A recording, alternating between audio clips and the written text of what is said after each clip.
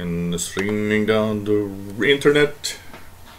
We are streaming down the internet now. We are streaming down the internet now. Hope it works, and it seems to be okay. We'll be streaming down the internet now. Hello everybody. And let's do this and do this. Make sure everything is alright. Is the sound level okay? Yeah, looks good. Looks good. Hello everybody. Welcome aboard. And this is the VHF UHF show, as we are the last Friday of the month.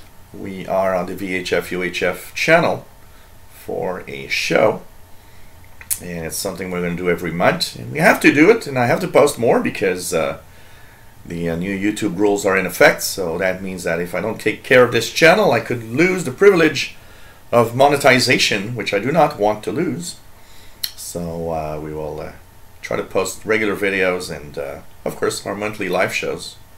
I think just the monthly live shows is just enough to give more than 4,000 hours of views a year anyways. So hello everybody. So this is the last Friday, that's why we are here. So some people might be saying, hey, there's no live show on the shortwave channel today. Yeah, there's no live show on the shortwave channel because we're on the VHF UHF channel. I do have some questions, Q&A, a few things that we'll talk about. We'll see if we can tune into a couple of satellites and just have plain fun talking about the radio. Hope everybody's all right. And I got my beer. Cheers, everybody. Nice to have all of you on board. So, hello there in the chat room. Bobby Burgess, nice to have you here. Shortwave Pirates, hello there. Syrian Willow, hello. PLF Radio from France. MDK2, hello there. And Anthony Di Lorio, hello there. David Green, nice to have you here. MDK2, hello there, Matt. What else do we have? What else do we have? Do I miss anybody? Nicholas Hughes, nice to have you here. And by the way, you don't need to have any scanner radios or have any radios to listen to the frequency range in order to enjoy this show. We'll talk about all sorts of little things. Hey Nick Hammondot, nice to have you on board from Romania. What else do we have? Hey David Arden, nice to have you here. 24 Celsius in wow. Here it's 0 degrees and freezing rain right now, so I have the impression that in a couple of hours it'll be dangerous to walk outside because we're just at the 0 mark and it's raining. So but we had we had this week Wednesday, it reached like 12 degrees Celsius, you know, mid 50s or something. Pretty amazing. And but we're back into more normal temperature. Yeah, well, you know what, MDK2, I didn't post it to Facebook for a very simple reason. This is VHF UHF, so above 30 megahertz, and I kind of have a rule that I don't want to annoy people that are on a shortwave Facebook group that there's a VHF UHF thing, because it kind of doesn't fit in that group. So that's why I didn't post it in the group. I don't want to annoy, you know, I already take the privilege of announcing my shows in the groups, so I don't want to overdo it and annoy anyone also at the same time. So if you guys want to share it, well, do what you think is the best for that, but I just didn't want to, you know, you got to be careful sometimes where, you know, it's like on the Yahoo groups, I usually go and post my live shows on HF monitors and DX Listening Digest, but since this is not shortwave, I didn't post it, so, you know, I don't expect to have that many viewers today because of that. I was thinking maybe, I don't know how I could, you know, the best way I think to announce these shows is really through my shortwave channel. It's pretty much the only place that I can think of. And here is Mr. Cat for all of you. Here's Mr. Cat. Hello, Mr. Cat. How's Mr. Cat? Mr. Paul is going very well. He's been very talkative. He's been meowing all the time since yesterday, wanting my attention, and he wants me to take care of him all the time. So I don't know, he's kind of in the but now he started going outside. There's just the snow is kind of is thinner, and so he's been able to go outside, and he's been able to show me that he actually can jump on the fence and walk on the fence just this thin. And I was just amazed. I was like, okay. So anyways, Mr. Paul the cat saying hi to everybody. Okay. And of course we are here on the channel to entertain, and hope you guys have a lot of fun with that. We'll just do this, here we go. That. What else do we have? What else do we have?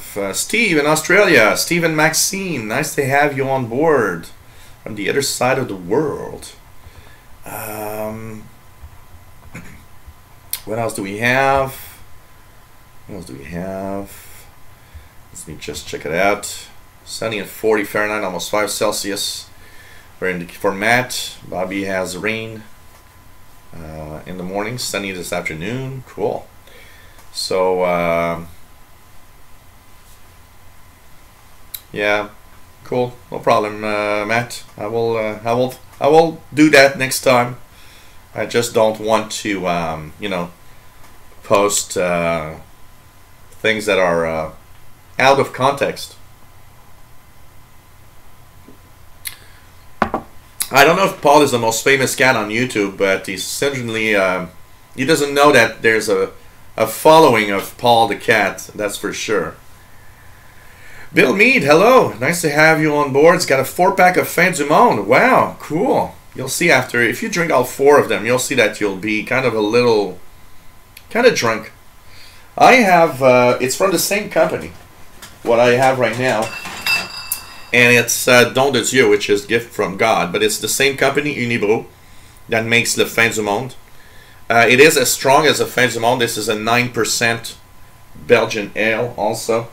So that one is kind of smoother. So when I started drinking that one, when my nephew Gabriel would come over and we would do our live show together, because he doesn't like the Fin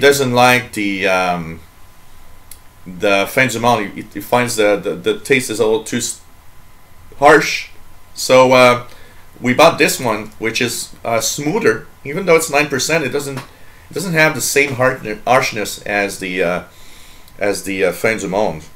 So see, good beer anyway. So needs only 5-second delays here. Oh yeah, the clock is back.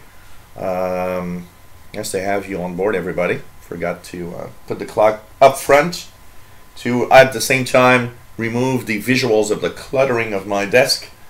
So it's nice to have everybody here right away, and we will entertain you today, hopefully. So another little thing that somebody asked me about, and we will be probably doing this. I was thinking of next VHF UHF show. I will be setting up the RTL SDR on this, and I will be setting it up with all the little plugins for I think it's SDR Sharp, that enables you to follow different digital modes on the scanner bands, on the VHF UHF bands. So I'll be kind of doing that and setting that up and trying to find out how it works. Also, at the same time, I will be posting videos of how I did it. So basically, you can turn one of these RTL SDR into an interesting, little digital scanner radio that can listen to some of the digital communications out there. So I'll be checking that out. I know that a couple of you have been doing that, and it seems that it works well. So I'm gonna I'm gonna check that out for sure, because I wanna try to get that in. I don't I don't kind of, well, I know it's nice, but I don't have the cash to buy a Whistler TRX1 or something like that. And I think it's going to be a cool project to set up an RTL SDR in receiving digital modes, and doing the videos to show, or try to show as easily as possible to everyone how you can do it. And I mean, these things are so cheap, you know, this is not even 10 bucks, shipping included. So I think it's cool. Neil Thunes, hello there, nice to have you here. M0CJM from Basingstoke, Hampshire, UK. Nice to have you here. Bobby says, can barely see the seconds on the clock. Yeah, it's in the back. I would have to put it in the front. Maybe if I just move it a little bit like that, so it's in the sun or in the light. Pilar just says it's 2 Celsius, and during the following day we will have a serious cold snap. Wow. Here it's warmer than usual now. We had one of the coldest winters until now, and now suddenly it's so warm. Just and next week is going to be above zero every day. Ralph Bender, hello there, nice to have you here. Ray Bokor, nice to have you on board. Says, have you ever heard European PMR on 33 megahertz up? Nope, never. Never. Nice to have you here. So what else do we have? Okay, hello everybody, welcome aboard. So it's better. Yeah, it was just missing the light on the one little corner. So anyways, I've got a few questions, things like that. Nothing very, prepared much for this show, I gotta say, but we're just gonna go with the flow, talk about if anybody has questions. We'll be checking that out, and hope that you're gonna have fun today. Tomorrow there's a shortwave show, so everybody that wants to know, yes, we will be live tomorrow at 2000 hours UTC, and we will talk about online software-defined receivers you can tune. I think it's something that is worth talking about, so I hope that you guys will enjoy. We'll share some of the websites. I'll give you some of the ideas why I use them. Also, it's a fun thing because if you don't have a shortwave radio, you'll be able to tune around the bands from different places around the world. So that's tomorrow, 2000 hours Universal Time. So,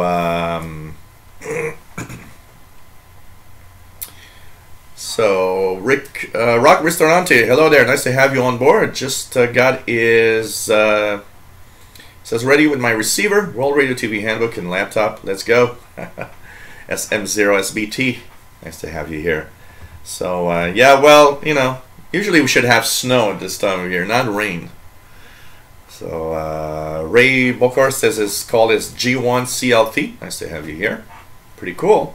And the K2 is planning to get his tickets, so we'll have to be ready for VHF UHF when that happens. Absolutely, it's going to be part of. It's going to be part of.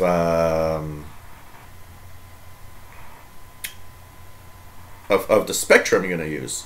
Wow, that is really cold for you guys there in France. -10 for next week. Pretty cold. Here it's the norm. Here -10 is like, it's winter. So, to answer a couple of questions and things, and we're going to check out, I've got Orbitron satellite tracking going on. I've chosen some of the satellites that might be interesting to tune around. So we'll be checking that out. So one of the first questions that somebody asked me, actually, so two questions in one. Somebody asked me and said, well, with all the digital modes and the digital stuff now in the HF bands, the VHF UHF bands, sorry. Is it still possible to use an old scanner to tune around? And Yes, there are some things that have become digital in some areas, but yes, there's still stuff to listen to. I mean, you can listen to the airband, you can listen to the 2 meter, 70 centimeter band. Oh, I didn't see your question, Bobby. Did you? Oh, okay. I just saw your question, Bobby. I'll answer it after I finish with the one that I just started. So basically, you can still use old scanner radios, and absolutely. Now, there's, of course, depending on where you live, there are more or less digital stuff, but there's still a lot of analog stuff. And I saw a survey, and I think it was the Spectrum Monitor that had that survey in one of its editions. I think it's last year. They were looking at markets like, say, New York City, or in different other big cities. And after kind of doing a scan, because our impression is that everything is digital, but after doing a scan, they kind of came out with the number that about 60% of all transmissions are still analog. So that means that there's six transmissions out of 10 on these frequencies you can listen to with a regular scanner radio. Now, it might be a little tricky, because what is probably the most problematic in there is the trunking system, because there's still a lot of analog transmissions using the trunking system. And the trunking system, what it does is it actually gives a frequency, and there's a set of frequencies for each system. So you might hear one transmission and wonder why you're not hearing the response. And often the problem is exactly that there's the response is on another frequency, because the trunk system assigned another frequency. And that's one thing that sometimes puzzles some older scanner users. Now, there's trunk scanners that exist out there that can follow different systems, but the best way, and you don't necessarily need a trunk scanner, the best way to do that is to try to find the trunk systems in your area. What are the frequencies of these systems? And assign memory banks in your scanner with all the frequencies of the transmissions for the trunk system. So like that, you let it scan, and if there's not too much activity, you can maybe follow a conversation from time to time. Sometimes it's going to be difficult, you know, when it's say it's in the period where there's a lot of transmissions from different services. Okay, you might hear a lot of stuff, and it might be difficult to follow a conversation. That's where a trunk scanner is kind of nice. But it doesn't really matter if you don't have a trunk scanner. And basically, you can still use a regular scanner.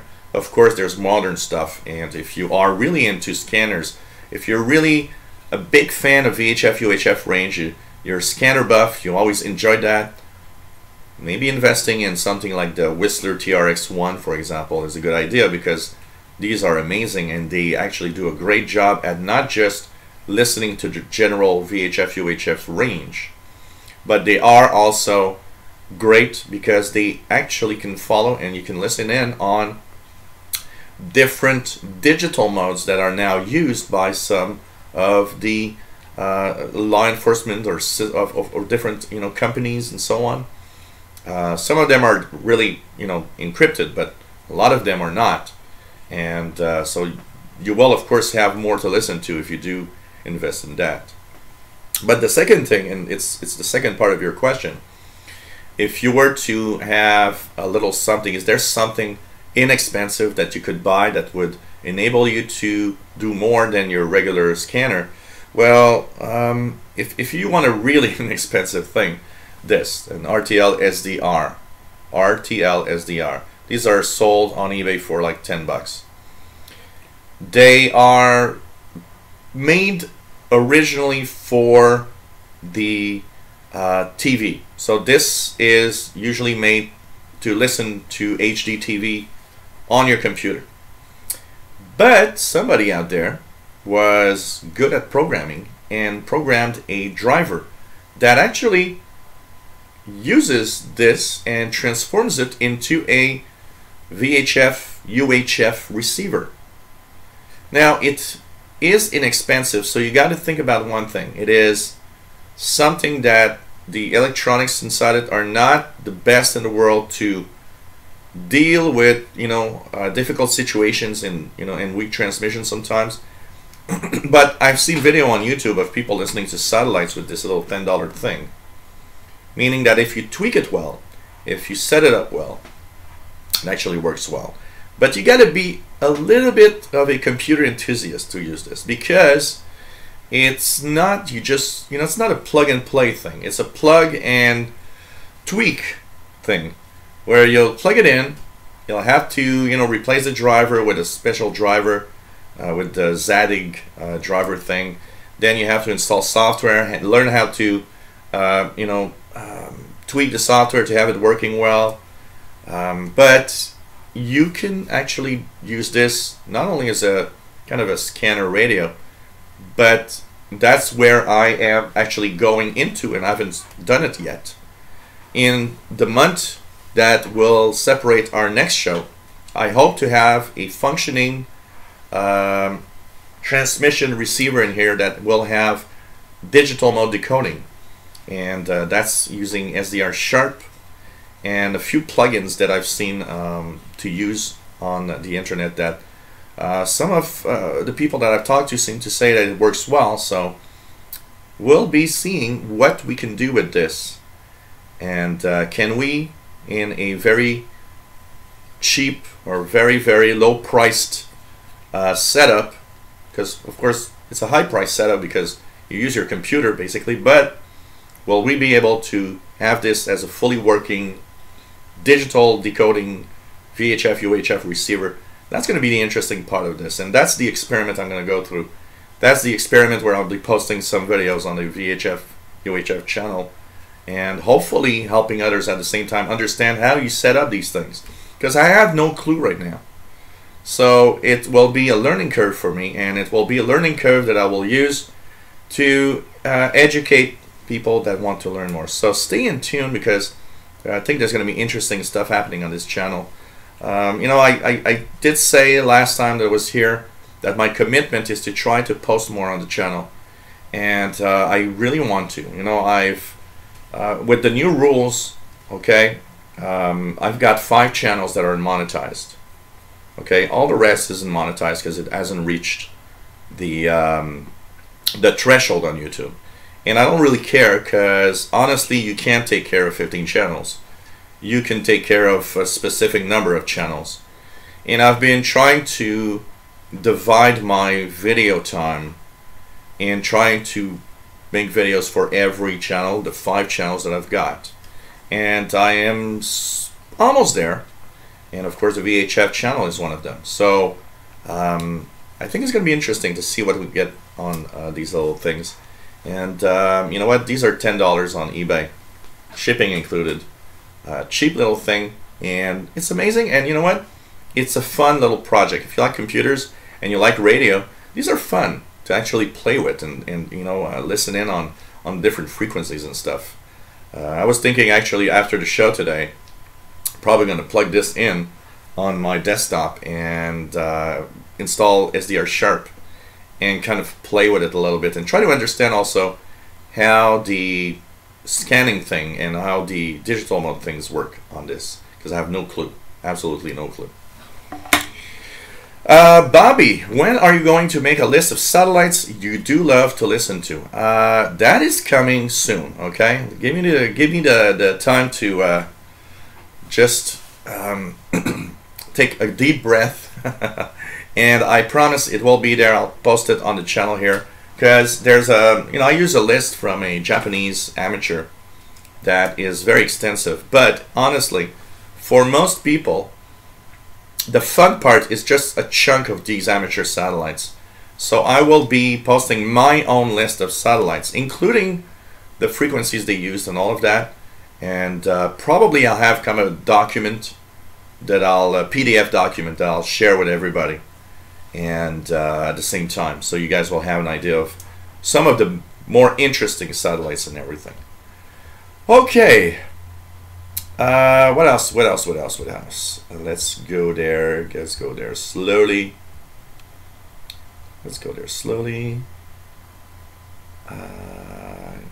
Yeah, lots of PMR stuff on the amateur band. It's kind of interesting. So these are all things I want to try to check out. Hey, William Helms from Florida. Nice to have you on board.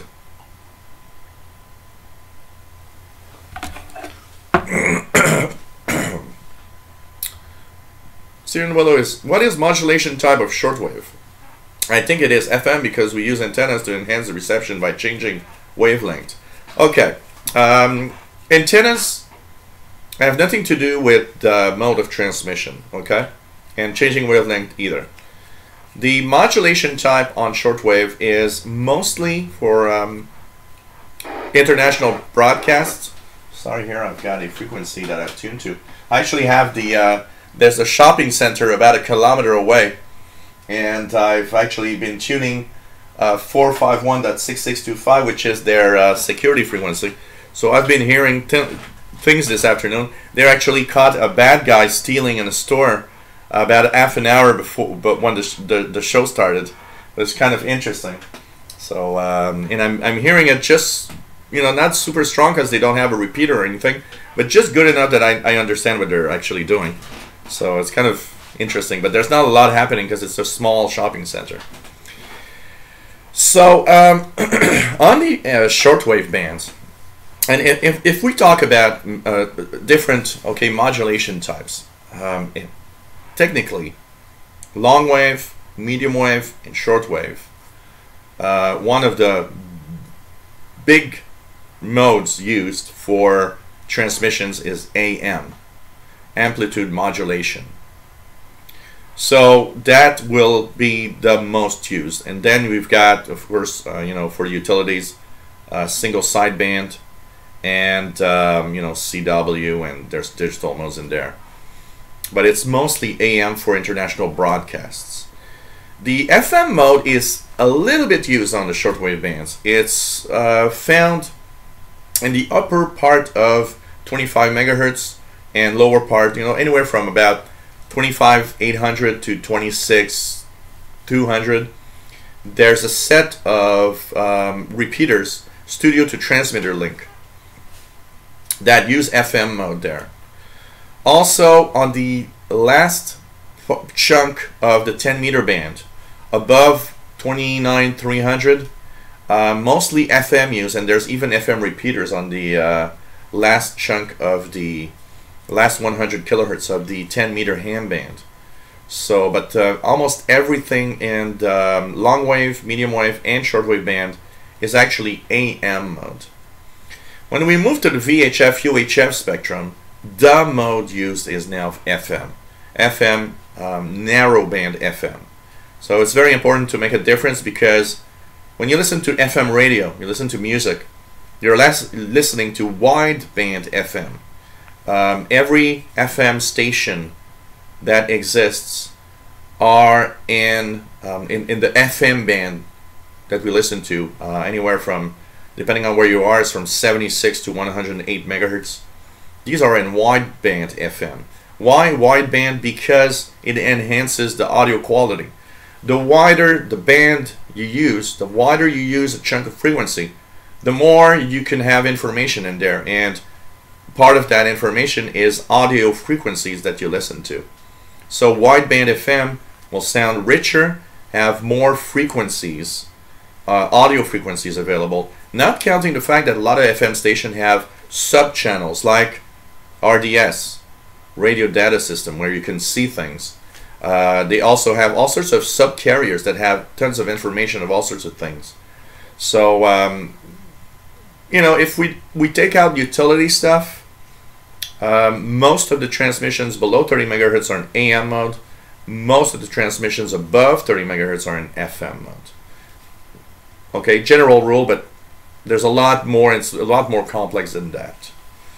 That's what I got to say. What else do we have? You use wires to receive more stations, not ferret bars. Syrian Willow, ferrets are nice for certain types of frequencies, like the medium wave or long wave band. The reason why, actually, ferrets exist is very simple. When you get to a very, very low frequency, the meter band, the length of the frequencies in meters is so big, you can't, you can't put out a 1,000 feet antenna outside. Yes, some people do have that. It's called a beverage, but in general, most of us don't have the space for that. So they actually devised, let's put a really long piece of wire around a ferret, and it acts a little bit like, being able to receive the medium wave or long wave bands a little better, because it has so many turns of wire that it gets closer to the frequency wavelength. But also the fact that it's a ferret bar antenna, very, very directional, so you can really null out stations or try to enhance stations by just turning the radio, basically. But above 30 megahertz, most of the the wavelengths are getting shorter and shorter as you get higher in frequency. So it's a reverse. So if you get higher in frequency, wavelengths get shorter. So that's why we call the VHF AM band 2 meters, because around 145 megahertz, we are around the 2 meter band. It's 2 point something meters because the 2 meter band is around 150. 2 meters at 150 megahertz, around 150 megahertz. But it's close. It's 2 point something meters. So that's why they call it the 2 meter band. But if you got 440 megahertz, now you got a 70 centimeter band. That's shorter. It's 0.7 meters, and so on. And so in the VHF UHF range, you need shorter antennas to actually be resonant on the frequency you're listening to, which is a good thing because we don't need as big as antennas. But in the VHF UHF range, one of the things that will help you a lot, because most of the frequencies of line of sight, the higher up your antenna, the more coverage you will receive signals from. That's also something.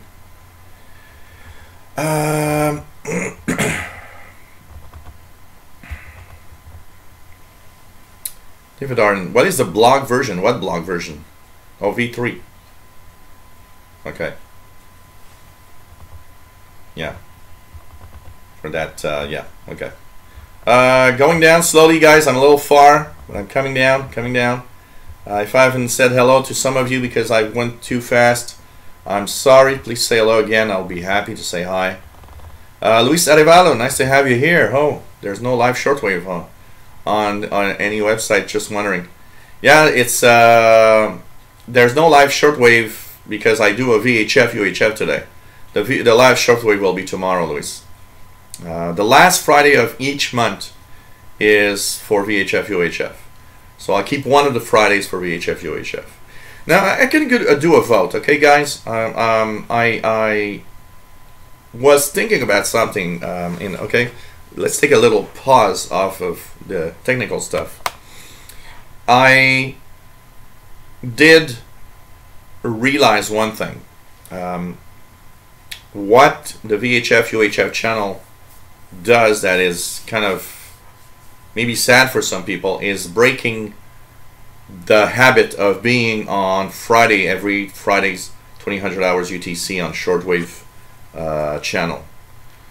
So I gotta say, I did think about that part this week, and thinking, well, I'm breaking that rule that we're on every Fridays. We are on every Fridays, but the last Friday of the month is here. Would it be better? And I'm asking you guys, just tell me what would be better for all of you. Would it be better that I do at least a once a month show on VHF, but at a different day, and it be the only thing, that specific VHF thing, and make the Fridays always a shortwave one?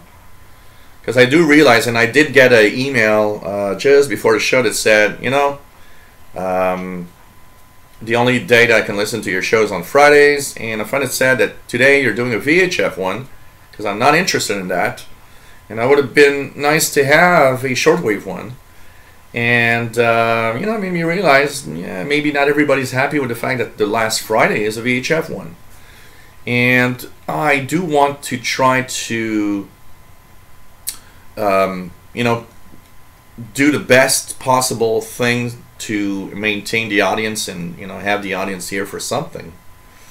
So I don't know what you guys think about that. Do you think keeping the last Friday of the month as a VHF show is a good idea?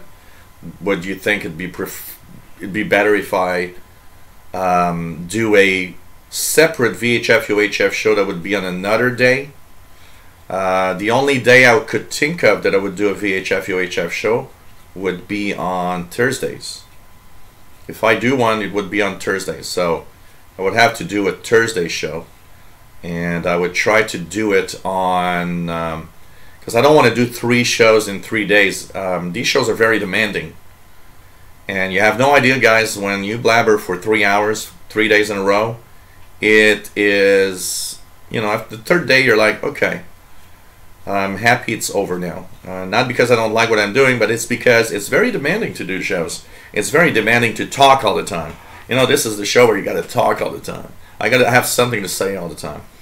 So what I would do is maybe do it once a month, but on a week, maybe the last Thursday of not even the last Thursday. I would do it in a alternate week. So basically, if there's a show on Saturday, or no shows on Thursdays, because then I'd be on Thursday and Friday and Saturday. So I don't know. What do you guys think? Give me your opinion. I seem to have a few people that are kind of, yeah, I don't want to have that show, you know. Hey, Glenn Goodell, nice to have you here. Well, you know, it's a habit. It's funny here because I am of the generation that is half. I went to school learning half of Fahrenheit in pounds and half metric, so it's Celsius and kilograms. So and my mom and dad would use Fahrenheit all the time because they are the old generation. So basically, because of that, and also because I know that in the United States you guys use Fahrenheit in pounds and stuff like that, I always find it, you know, okay to just say both temperatures, I think, so everybody understands what's their temperature basically. So Bobby says, I want to find out what frequency my closest Walmart uses. So there's one thing that you can try, and it's also answering the question, by the way, and I'll show you guys one website that is worth it. It's Radio Reference website. The Radio Reference website is a great place to find out what frequency somebody might be using in your area. So basically, radioreference.com is the place to go, and you'll be you might, who knows, you might find a local frequency for your Walmart, Bobby, who knows. Noah Rider Radio uses narrowband FM. I never knew that till I got my SDR Play RSP2 Pro and tuned to my local station. Yeah, absolutely, the Noah Weather station. I get one of the US ones here at 162.4, which is the one in Burlington, Vermont. Snow showers in the morning. Highs around 40. Northwest winds 15 to 20 miles an hour. Chance of precipitation 20%. Saturday night, partly cloudy. A chance of snow after midnight. Lows in the lower 20s. Light and variable winds becoming southeast. Well, that is in Burlington, Vermont. It's about 100 miles from here, maybe a little more, which is what, 120 kilometers, 130 kilometers from here. So it's kind of nice to have it, to receive it, actually. So, Radioactive, hello there. My local police agencies have been trying to get their P25 system working, but they are having issues with audio and dropouts all the time. It has kept them using the analog VHF system. No problem, Syrian Willow. I'm happy to answer the questions. Did the agencies in your area have issues? Okay, you know what, guys? It's been a little more than a year now since the Montreal police has moved to a digital system. And to give you an idea, Radioactive, they've handed out cell phones to every cop in Montreal because the system doesn't work well. And they're having tons of problems. And so much that sometimes when you listen to the frequencies that were analog before, you sometimes hear the police talking. Not a lot, they're not using it a lot, but it seems that they just decided, you know what, the hell with it, use a cell phone. And it's just like, oh, okay. But they have tons of issues here too, Radioactive. The provincial police, which is la SQ, Sûreté du Québec, is also on a digital mode. And basically, they have been in that digital mode for maybe a long time. I'd say 10 years easily. And you know what? It's such a problem that I would say 60 to 70% of their communications are actually done in analog because it just doesn't work well. And what they try to do is they are analog for the calls, but when they have to give sensitive information, so for example, when the cops stop a guy on his car because he did some kind of speeding ticket or whatever, they verify the license to make sure that it's okay.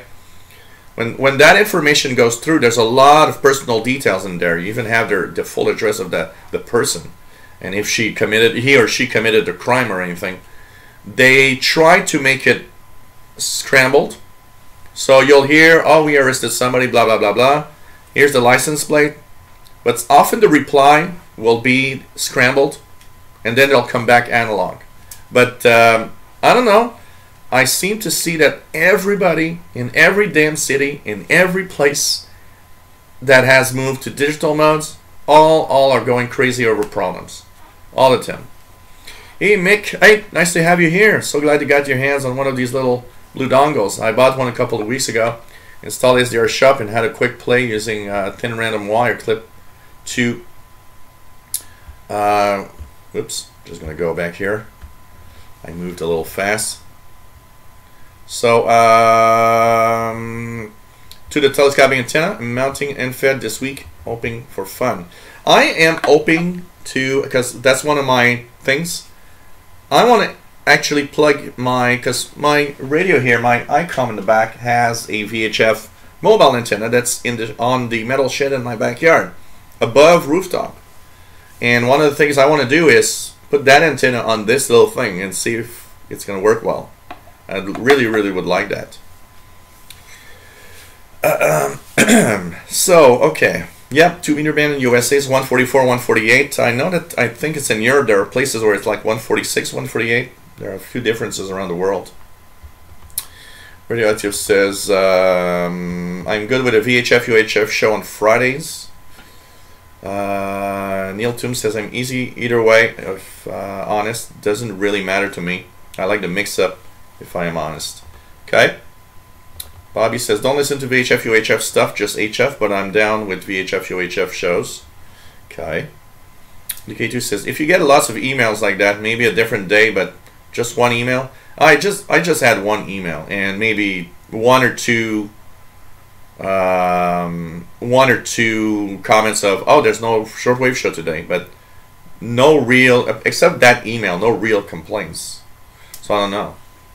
I think the last Friday of the month is the okay way to do it.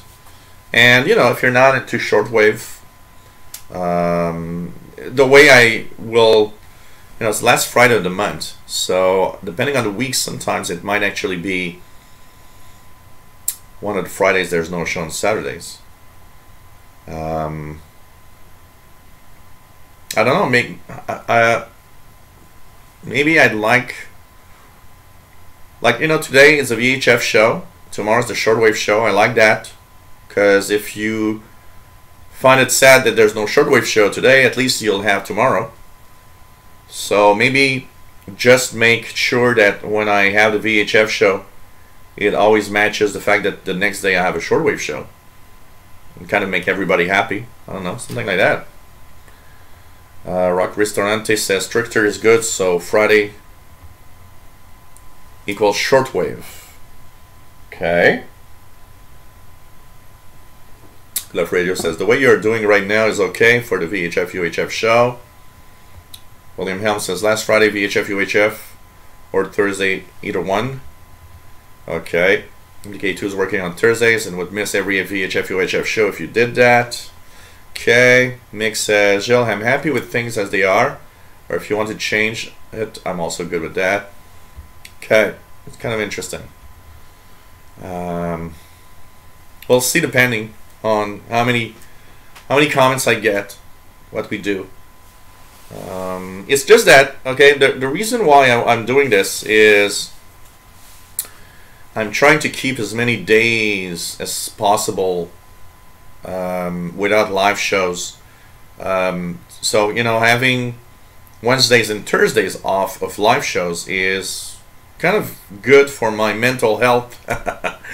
Because when I had shows on Tuesdays and Thursdays and Wednesdays, no, Tuesdays, Thursdays, and Fridays and Saturdays, I would end up having 3 shows every 2 weeks, Thursday, Friday, Saturday, and I found that to be a little tough to keep the spirit up of doing the live shows.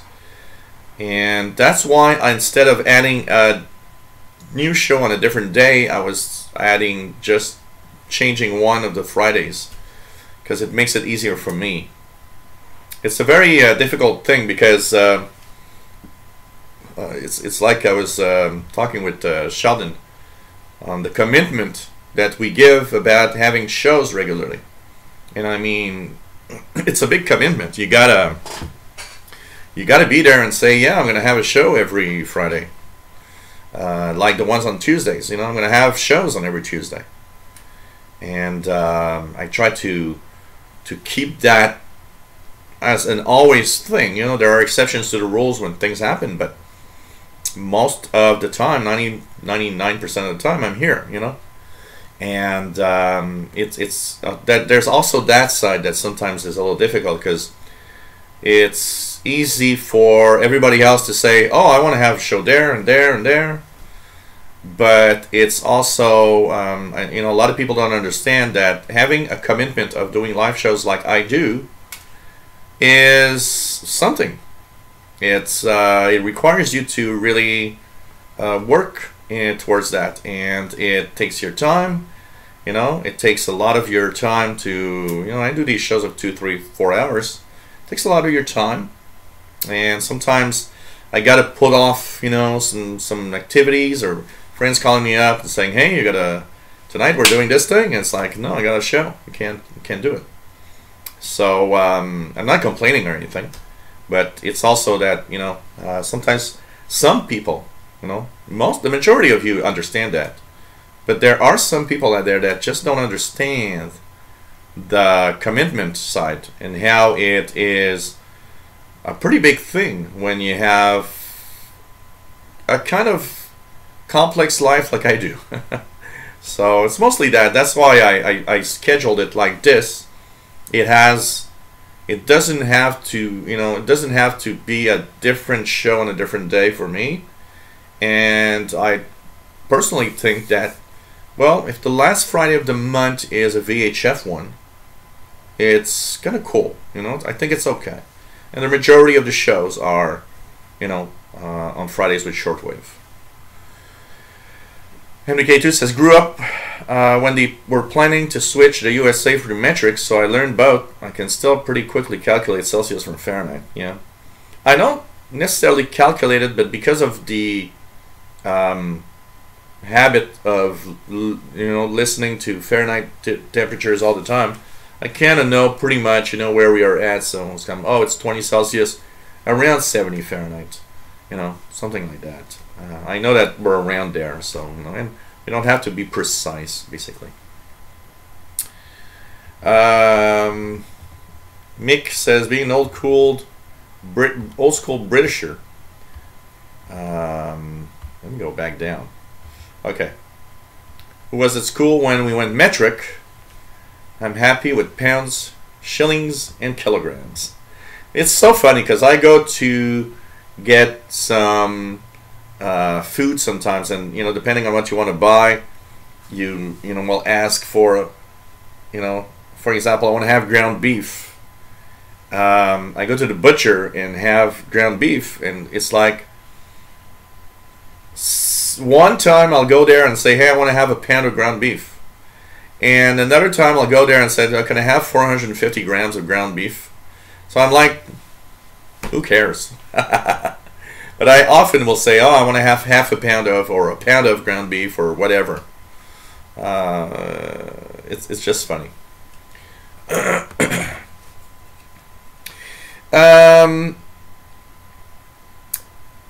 I don't really know what that blue dongle actually is. I'm not sure it's an SMA. It's more of some kind of. It looks like an SMA in reverse, like a maybe a instead of a female SMA, it's like a male SMA or something, or the reverse. I'm sorry, the reverse. But I don't know if it's an SMA actually. I don't know if that little thing, that little hole, is an SMA.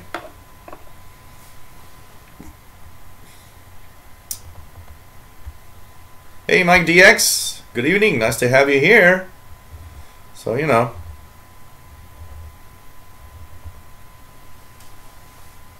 Nice to have you all on board. Mad Radio DXer. Hello there. Nice to have you here. Pretty cool to have all of you here.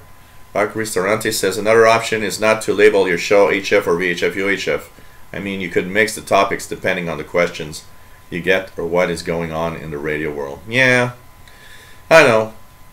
You know, for a while on the shortwave channel I would mix in everything. But because I did a separate channel, and I think it's nice to have a separate channel, because honestly a lot of shortwave listeners have absolutely no idea and don't care about what's happening above 30 megahertz. There are hybrids, like a lot of you are, and I am, with that will be on the HF, the medium wave, the long wave, the VHF, the UHF. They love everything because they're radio enthusiasts. A radio enthusiast is that you love everything, and basically I always thought that keeping VHF UHF apart is nice for that side of, if you're a shortwave fan, you don't care about the rest, well, I won't annoy you about VHF UHF for 3 hours. We'll keep that for another channel, and I still think it's okay that it's like that. Or else I would have called my channel, you know, the official radio channel or something. I don't know. You know, it would have been different and touched every aspect. But I kind of like the fact that they're separated, honestly.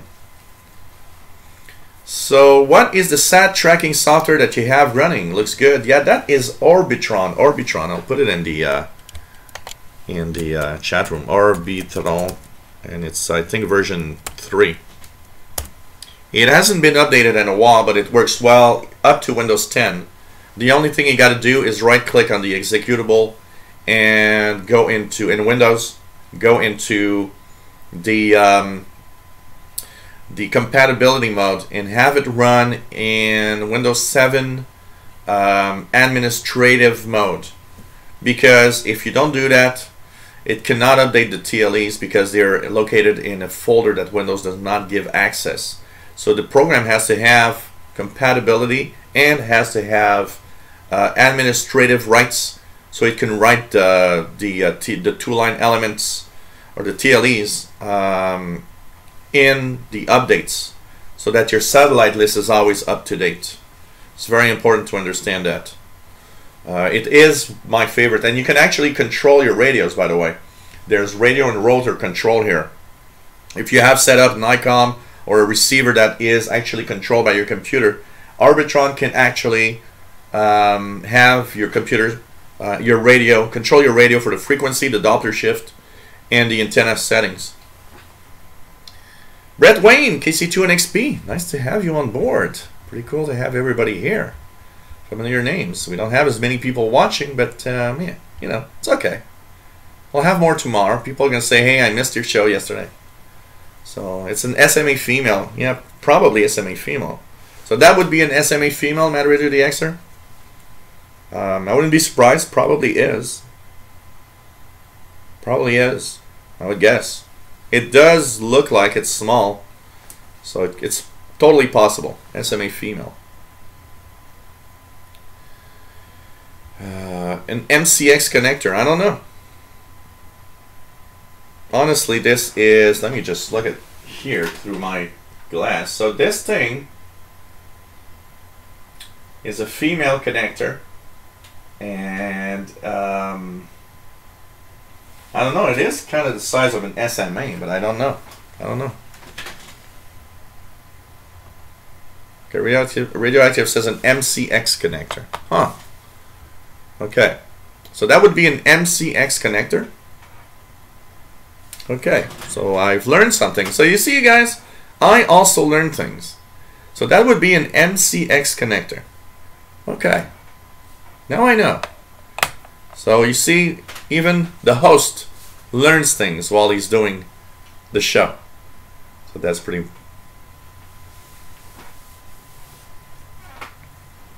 Yeah, I haven't been updated, Ralph, in a long time. Orbitron has not been updated in many years. So it's the last version, and it's compatible with up to Windows 7. And they've never updated after that. And at least what's cool is that it still works even in Windows 10. So that's the cool thing. It's just that when you're on Windows 10 or Windows 8, you got to right-click the executable and give it administrative privileges. If you don't do that, your Arbitron satellite definitions are not updating, which is kind of not a good thing, because satellites, and I will actually have a question with that we'll actually answer right now as we are there. Hey Douglas Perry, nice to have you on board. So one of the questions that somebody asked also is, okay, followed your stuff on satellites, and I'm trying to figure out what it is about, you know, what is TLEs, because you've seen TLE update, and even here they refer to load TLE or update TLE. So the satellite definitions, the information. So satellite definition is information about the satellite that is updated technically almost every day. Usually it's updated every day. So how do they update that? They follow the satellites in orbit. Okay, so they track the satellites and they measure precisely where they are in the sky at a certain time and a certain date, which lets them put out what's called a two-line element file. The two-line element file contains all the details that a tracking software like Orbitron needs to know to follow the satellite in orbit. You need to update those regularly. One of the questions was, why do I need to update those? Because satellites are in low Earth orbit, have a drag. The Earth's atmosphere doesn't stop. You know, there's not a line where the atmosphere stops. The Earth's atmosphere is less and less dense as you go out.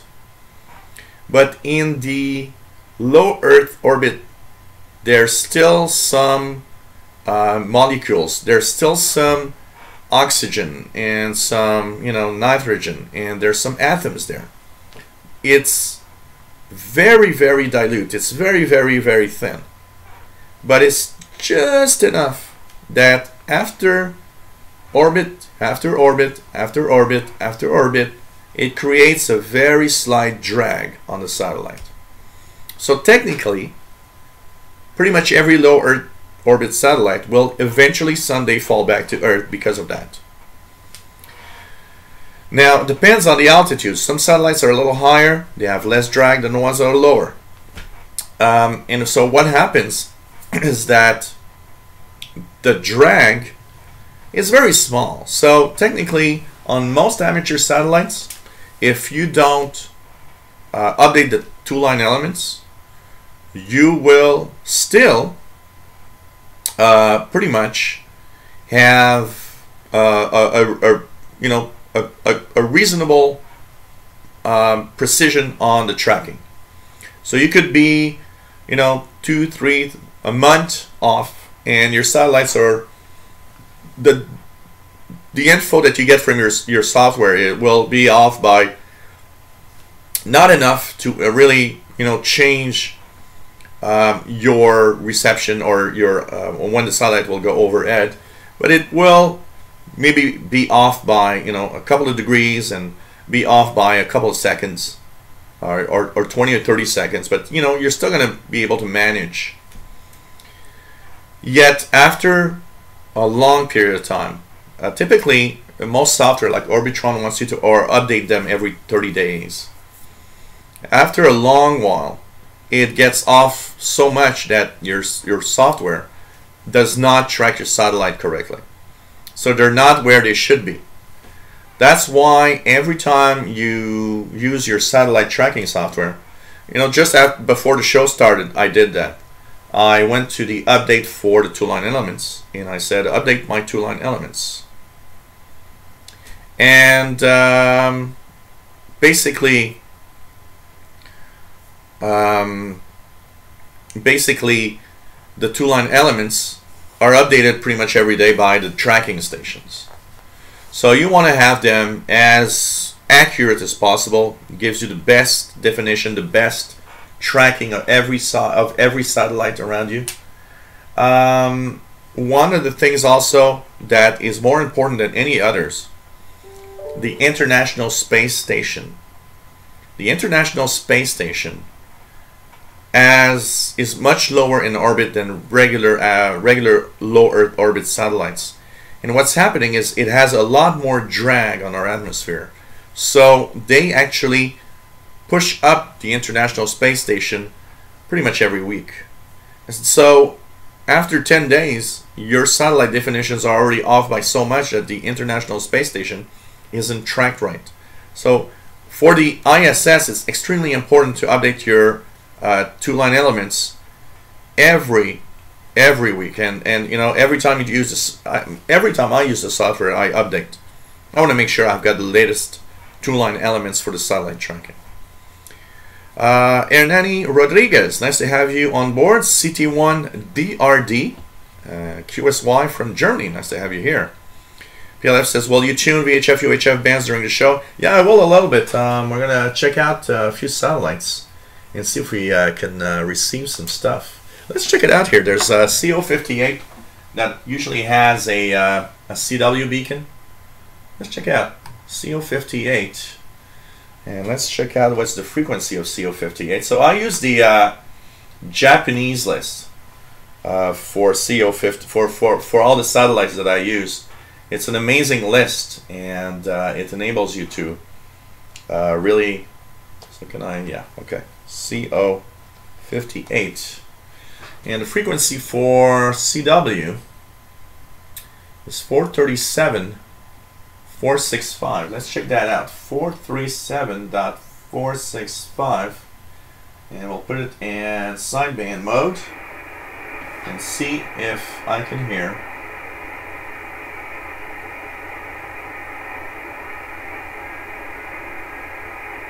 the satellite. I'll leave it here at 465. We'll see if I hear something coming in. So 437.465, and that will. We'll see if I hear that CO58. So yes, we'll tune a little bit, but it's not the same as shortwave. You know, there's less tuning that I do because one of the things is that things that I receive are very local. So a lot of the stuff that I'll hear here, nobody will hear. It's not like on shortwave. On shortwave, it's cool for that. The tuning around the bands are fun because you know that you listen to something, and there's, of course, you know, somebody else in North America or somebody else in Europe that will also hear it. At least we can all hear together the same thing. It's not the same thing on the VHF UHF range. That's for sure. Hey, we're already an hour, 4 minutes into the show, and just want to say that we are live with the VHF UHF show. This is a show we have in the last Fridays of each month, so that's why we're here today. It is the last Friday of February, which is incredible when you think that I have the impression that yesterday was still Christmas, But anyways, this is a show where we talk about scanner radios. If you have questions, anything, don't hesitate, and we're here for that. Hope you enjoyed today's show. I will post, as we are here, the links to my PayPal account. If you guys want to donate a little something, please feel free to do so. It helps me a lot. And to continuing what I do, so shortwave, or if the link doesn't work, paypal.me/shortwave. You can just go to your PayPal and send to the Yahoo email that I've just posted. So basically, the tuning is like I said, we'll do a little bit of satellites, maybe stuff like that, but the regular tuning, the bands, or maybe just a general tuning, see what's on. We'll see what's going to happen. I'm not listening or hearing. It's interesting because I have the impression that there might be some problem with my antenna outside. I tried to listen to a satellite the other day and didn't hear anything. I'm wondering if there's not water that entered the coax somewhere, because it seemed to have less sensitivity on the VHF UHF range. Ernie Turner, hello there, good morning. VK3DET on Saturday morning in Australia. John McClure, nice to have you here. Mike DX says, thank you very much for that Orbitron fix. Added a while, wondered why it wouldn't update TLEs. Working now. Yeah, it's very simple. You right click the icon of the Orbitron software. You go into the properties. Then you go into compatibility mode and choose the best is choose Windows 7, but make sure that you put the check mark in administrative mode, administrator, because that's where it will update the TLEs. The problem about Orbitron is that it uses a folder that, you know, as the Windows versions came to new versions, one of the ways that they wanted to prevent virus infections and virus from writing files everywhere was to lock down certain folders and certain directories where you can't write unless you are administrative and privileged. By default, software does not have administrative rights. They are rights that are just user rights, so they can't write everywhere they want. Orbitron was made in an old style, you know, how Windows programs were made back then. They were pretty much doing whatever they wanted and would write wherever they wanted in the directories in Windows. But as the Windows system came more locked down to prevent infections, software that were not updated, like Orbitron, that's kind of a fix, that's a trick to have it working. So now it will update your TLEs and you'll have great working satellites. So that's a little trick here, basically. So okay, as we are going around and tuning around the bands, we'll see what's happening. I wanted to talk about one new satellite, two new satellites, because there were questions about that also. There's a new NOAA satellite, and somebody asked me, oh, can we listen to that satellite? NOAA 20 has been put in orbit.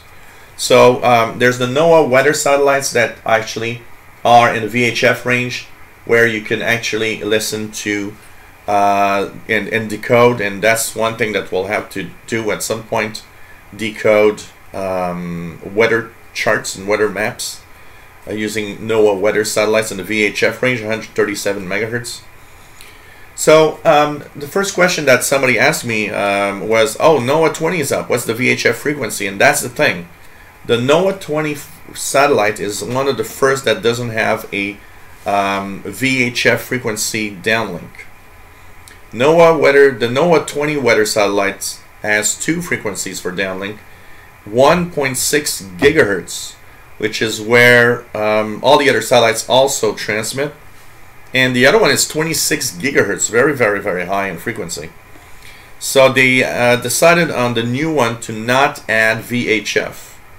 So if you don't have a receiver that can go above 1 gigahertz, yeah, it's sad, but you can't receive the weather charts from the NOAA 20 weather satellite. But if you are in the with a receiver like the ICOM here that I've got, yeah, you can actually tune in. It's 1,600 and something.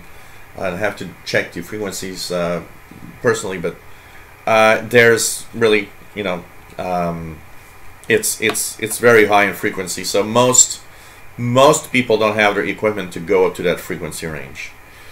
The second thing, there's a new amateur satellite that is kind of cool, and it's Fox 1D, Fox 1 Delta. It is an FM repeater in the sky. It is one of the cool satellites to listen to, and these are fun because Fox 1B, Fox 1D, the two satellites, so it's Fox 1 Bravo and Fox 1 Delta. Being an FM repeater, you don't need any special equipment. Even a little scanner with a rubber duck antenna, you can technically listen to contacts going through the satellite in FM mode. It is a repeater in the sky. So it's really cool because if you don't have the equipment, you can listen to that. So that's also a new satellite that's been in the air for what, a month and a half? I think it was January they put it up. So it's kind of cool to see that new amateur satellites are getting up in the air, and it's pretty cool. William House says 146.610 repeaters should be almost everywhere. It's internet, ham radio, the Alaska net is fun to listen to. Yeah, it's those links, repeater linked repeaters. Anthony DeLorio says finally made a contact on AO92 last night. Cool. That must have been fun. That probably has been really fun. Hey Richard Cook, nice to have you on board. Good evening and welcome to this VHF show. And so a few satellites are up and working and pretty much are interesting to listen to for sure on the bands. Another question that I've got was about amateur radio bands, and I was wondering what are the frequencies where I can listen to amateur radio on the VHF UHF ranges. Okay, so technically the VHF UHF ranges, and I'll just amateur radio band plan for VHF UHF. Let me just check that out here. Okay. Now, the band plan I will give now is from ARRL, so it might not be everywhere in the world, I have to say, okay? But one of the first to listen to is 50 megahertz, the 6 meter band. 6 meter band is an amazing band, and pretty much every scanner gets 6 meter. So it's from 50 to 54 megahertz. It is technically the lower part, mostly upper sideband. It'd be interesting to hear anything. And there's a big chunk of the band is FM mode, basically. Now, here in Montreal, the 6 meter band is not used much. Okay, here in Montreal, the 6 meter band is usually very quiet.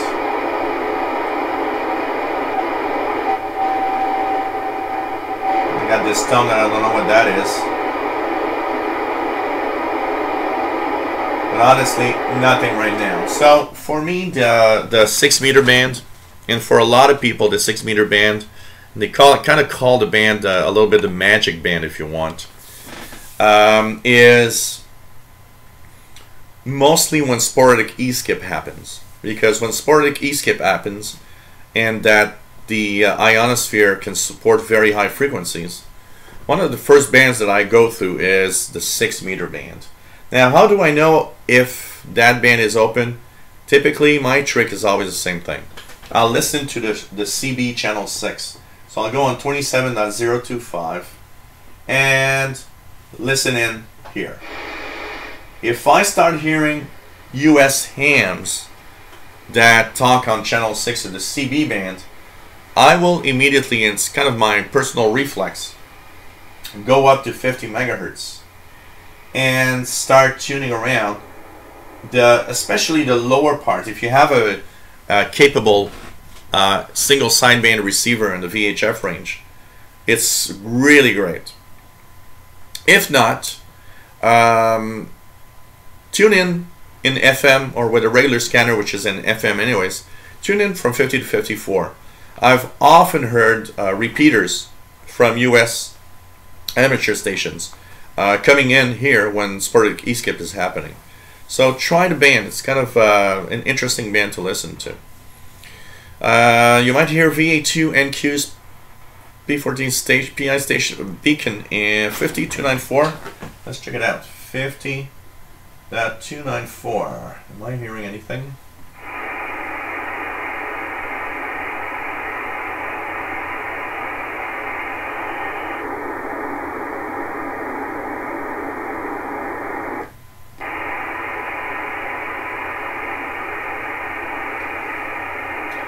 Not hearing anything on 5294. I am hearing one on 144 megahertz. 144.28, I think.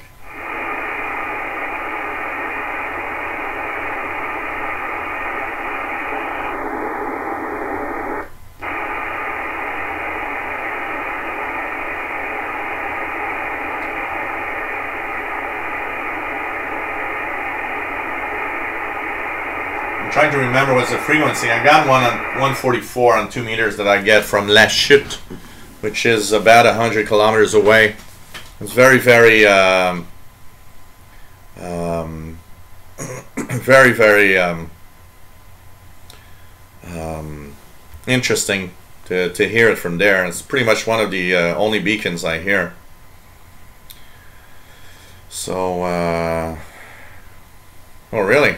You hear it in Celio now. 144.490. Maybe you got better antennas than me. Do you hear the 6 meter one at your location, antennae? Out of curiosity? Because I don't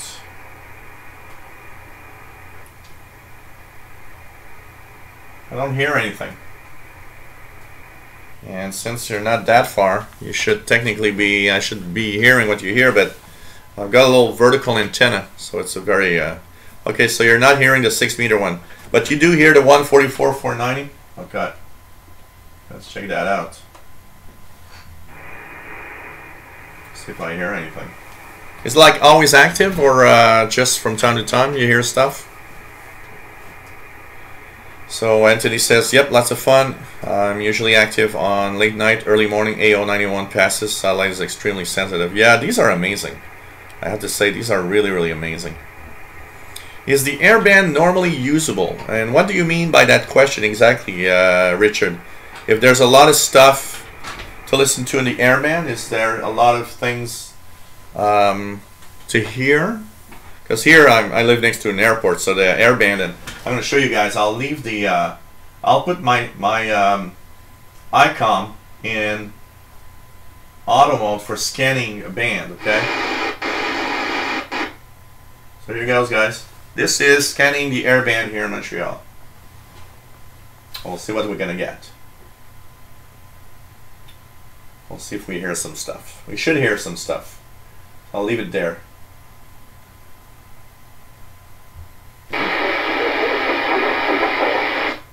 There was one here. I seem to have more interference than usual on the VHF band. That's weird. I have more interference than I'm used to. We'll leave it there. So these are planes that are actually having communications here. I'll let you guys listen in on that.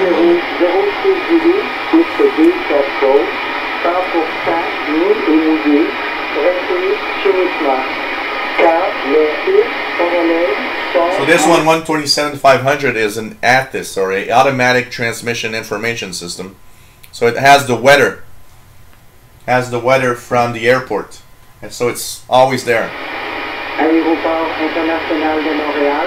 You just said International Airport of Montreal.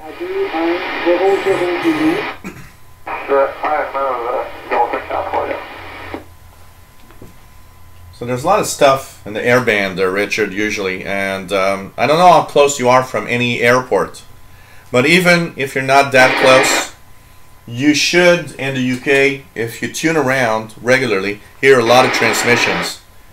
What makes it a little more difficult, Richard, to listen to the airband is that they're brief transmissions. They don't last very long, so you gotta scan all the time. You gotta scan all the time in order to receive whatever transmission. Or check out what are the airports around you, and on the internet you're gonna find all the frequencies of the airports that are around you. Tune one of these frequencies. Tune one of these frequencies, and you'll hear the transmissions. There's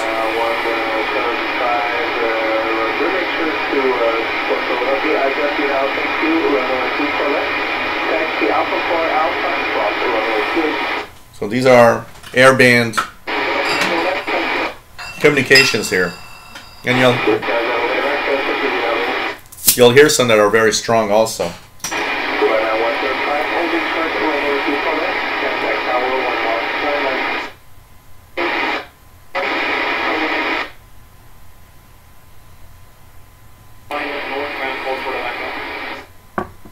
And also what's happening is that usually you might not hear the towers if you're far from an airport, but you will usually hear the airplanes because they're so high in the sky that you will hear them from a very, very long distance. Just as Dave Todd, hey there Dave Todd, nice to have you here, says hear the planes but I get no towers. Yeah, when you're a little far,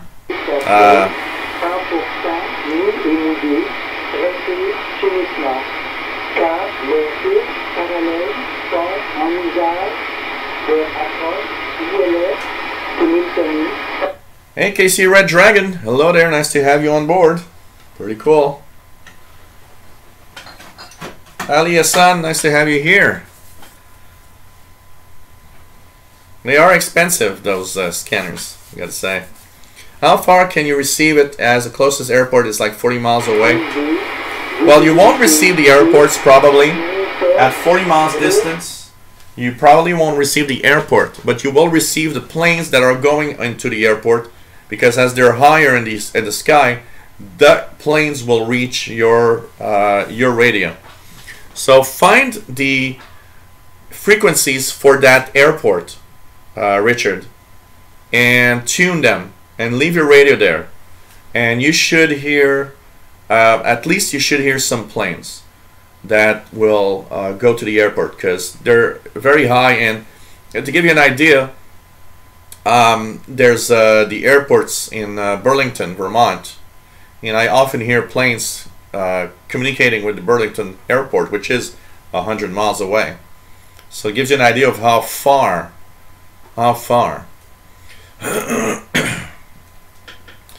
Mad Radio DXer says, I live well outside London, yet I can still get hairband transmissions from the planes approaching or leaving the area. Absolutely. You will hear the planes. Usually you hear the planes at a very, very big distance, and that's the easiest thing. Here I'm at, I don't know where I am now. I'm maybe about 25-30 kilometers from the airport. Approximately, if I look at 45, yeah, maybe 30 kilometers from the airport. And the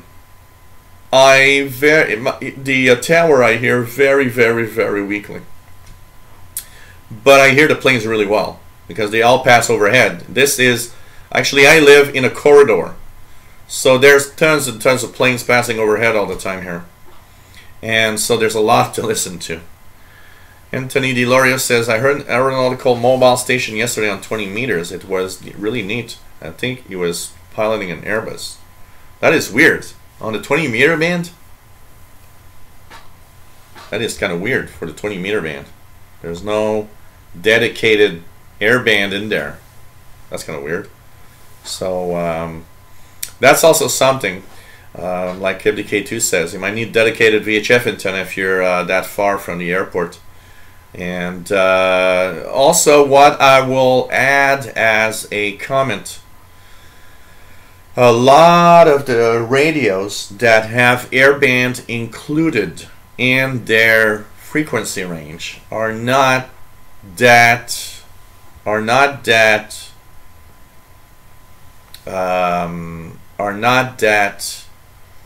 sensitive. They're, you know, I'll give you an idea. I'll take here my DE 1106. So this one has VHF, has capability of listening to airplanes. Okay, so I will tune in to the VHF airband in here if I can remember how to do it. So okay, here's the airband. It says airband. So let's remove myself from sideband first of all.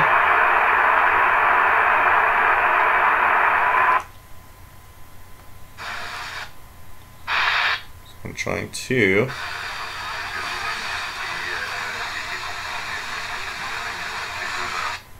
there we go. So like 119,900 is one of the local airport frequencies here. So let me just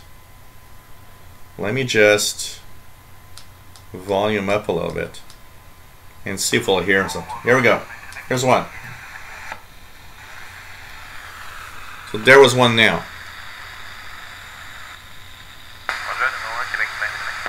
So I don't know if you guys heard that, but that was a local airport transmission 119.9 on the DE 1106. But this thing is very insensitive. If I listen to that on this radio, and even, you know, just to compare, look at that, guys. We're going to bring out this one. I'm going to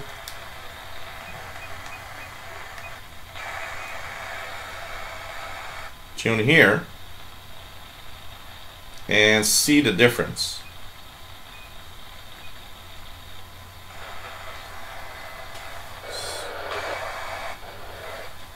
So I don't know if I'm going to hear anything, but that's interesting. This one's not getting. Do I have an attenuator on it or something? 119.9, it should get it, usually. Area of gain is okay. 1.900. That's interesting. I should technically receive on this what I receive here, which is kind of interesting. You know, you can tune around, and but honestly, when I compare this, what I receive on this thing, and compare it with what I receive on a regular scanner radio, it's very insensitive. And you know, maybe the antenna has one thing to do with it, but honestly, one of the things that I was looking forward when I got the DE 1106, oh here goes, is airband listening on it. I was like, oh, this is going to be cool, airband listening, why not? And finally, it's crappy airband listening, most of it. And so I rather use a radar scanner and just scan the bands and listen to the airband most of the time, because I have a better I'm actually surprised I got so good reception today while doing this show, which is actually, everybody's now saying, well, that's not crappy, you're receiving airband. But you got to understand that the signals here are extremely strong, because I am kind of close to the airport. And because the planes are passing overhead, you know, it's something that is easy to listen for me. So that's, you know, but these radios are not made typically for the airband listening. Even though they include the airband, they're not the best. It's not like having a dedicated VHF UHF receiver. Usually it doesn't perform the same way. Earlier said, how can I cap frequency, digital frequencies from police? Well, you need, it depends on the police force. In Montreal, for example, here it's scrambled, so there's no possibility. Depending on the police force, sometimes they use just a digital mode. You need to have something like a Whistler TRX1, which is very expensive, but does a great job at decoding the digital modes. So, you know. What else do we have? Dave Todd says, I'm at 40 miles from Toronto and Hamilton. Don't get the towers on my Pro 43 with the Ducky. Yeah, 40 miles you won't get the towers usually. And, you know, let's do an experiment here. As we are in the VHF UHF, let's have fun with scanner radio. So I will get out my Pro 43. So you'll recognize that, Dave. Eh? I've had this one a long time ago. Let's pop in batteries in here. I believe I've got enough rechargeable batteries that are recharged to actually fill it up. So let's put rechargeable batteries in there. 1, 2, 3, 4, 5, 6. And here we go. We will get rechargeable batteries, and we will turn it on. 6 batteries. 6 batteries. Here we go. Shove it in here. And turn it on. Yeah. So let's do a limit search and see what I can hear. See what I can hear. Program limit low 118.0. Enter. Limit 136.0. Enter. And let's see if, oops. Let's see how this one, right here, scanning the airband, what it can receive. It's going to be interesting to hear. So, Anthony says it was KC1CXC on 14270. You looked, oh, okay, so it was an amateur on a, oh, that's interesting. Oh, pretty cool. That was pretty cool. It's been fun to listen to. It's cool. There's so much things that you can listen to that's just so amazing in the bands. So here I'm just with the rubber duck antenna that was included with the Pro 43. So you see that in the scanning, man, the scan is so... I don't know if it's me, but the scan feels slow. It's hyperscan, but it feels slow compared to today's radios. I don't know. And Madrid the Extra says, also here in the UK we have air traffic control centers that transmit with good power, so those are easy to pick up. One I could easily is I get easily is Drayton ATC, which is quite well known here. So I'm hearing a lot of birdies, but not a lot of planes. Peel Alfredo says, Jill, on your Texan 680, can you hear the airport? I don't even remember. Does the Texan PL680 have airband? I don't remember at all. I think it does, right? Does it have airband? Let's get the PL680 here. I'll be back in a second, guys. I need to get it.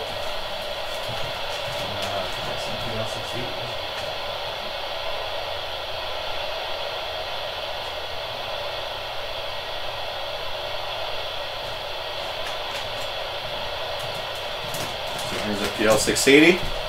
My radio is scattered everywhere. Yeah, airband. Here we go. I didn't even remember it had an airband. Here we go. Let's put it on this one. So it gives you guys an idea of how I tune the airband with these radios. So let's put it on 119.9. It's one of the frequencies here. Oh, there's something. So let's do something here. I'm going to put this one at 119.9. Put it here. Okay, so this is 119.9 on the PL680. So we hear some.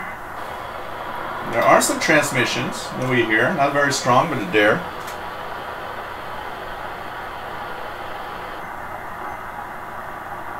I'm just curious to compare anything that comes in here.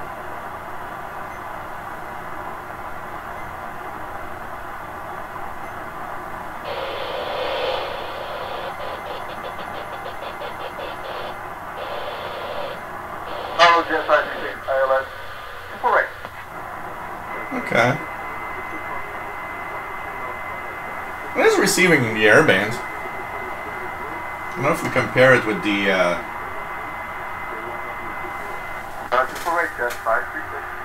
kind of interesting. Let's compare both. Let's compare that one and that one on the same frequency.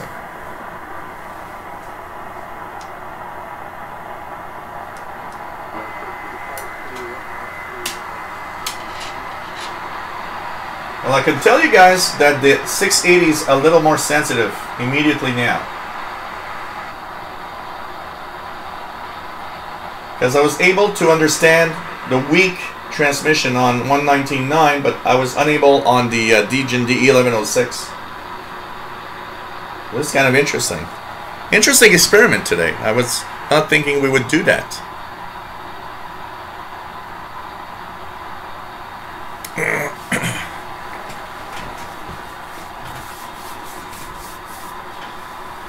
William Helm says a P-51 and a B-17 made a stopover at Pagefield on the way to an air show. Heard them on air as well as roar over its home. Yeah, that is kind of cool. It's always impressive to have these military planes pass over your home. It's like they're so powerful. The engines are so powerful. You hear them really well.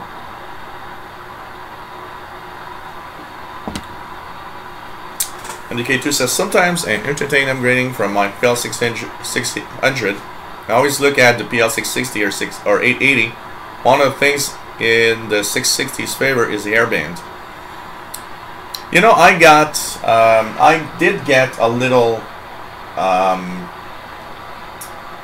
I did get kind of a little part of why I purchased these radios because of the airband capabilities. Because I thought, oh, that's kind of nice. They have airband, you know. Let's put two different frequencies, 119 and 124. Okay, let's leave this one at 119 900, and let's put this one at 124 650, I believe. Which I believe are two frequencies for local airports here. It's going to be interesting to see if we hear stuff from there.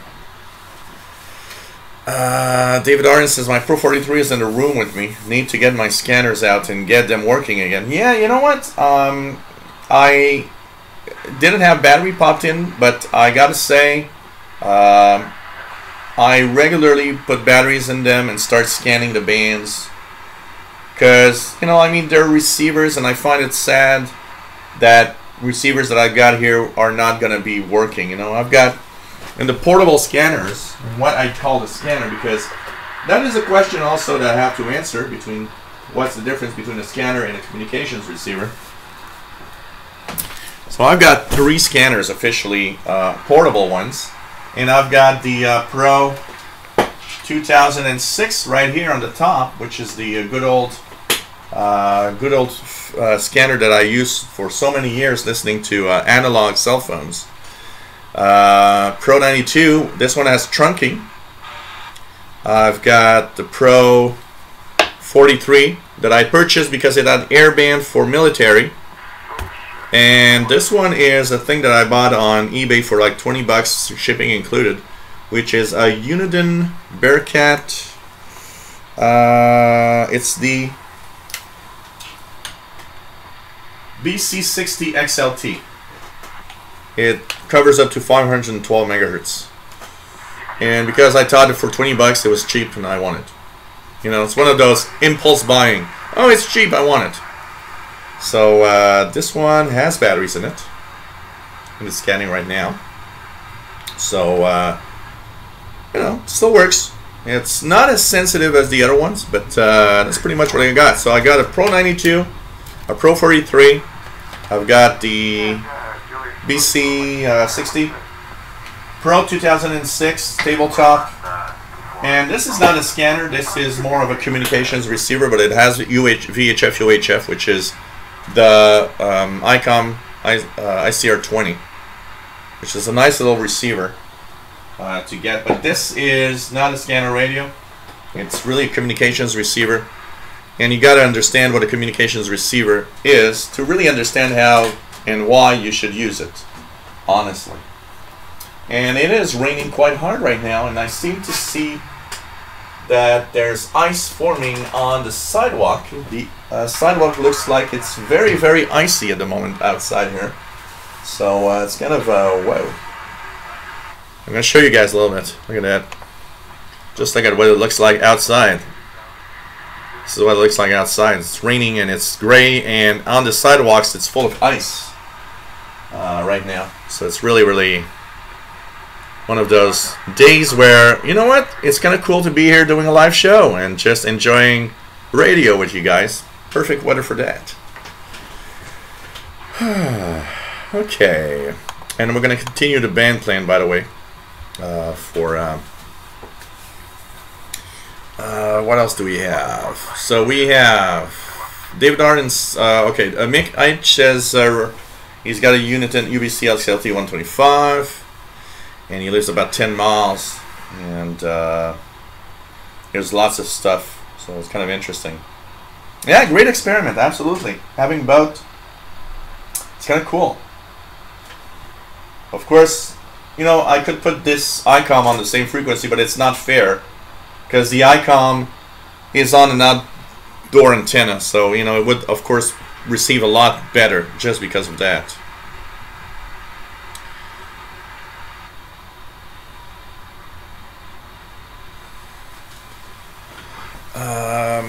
Rock Ristorante says, here in Stockholm, I often listen to maritime traffic in the Baltic Sea. There are many ships between Sweden and Finland and the Baltic countries. Here I'm lucky for that also, because I have we have the St. Lawrence Seaway. The Montreal port is one of the biggest in North America. So there are tons and tons of ships that go up to the St. Lawrence Seaway. Plus, there's a lot of ships that also go and continue up to the Great Lakes. So in the VHF range, I do have some maritime communications that I will often hear. So that I'm really lucky where I live, because there's a lot of maritime stuff. There's big airports, and it's a big enough city that there's a lot of traffic on the VHF UHF ranges.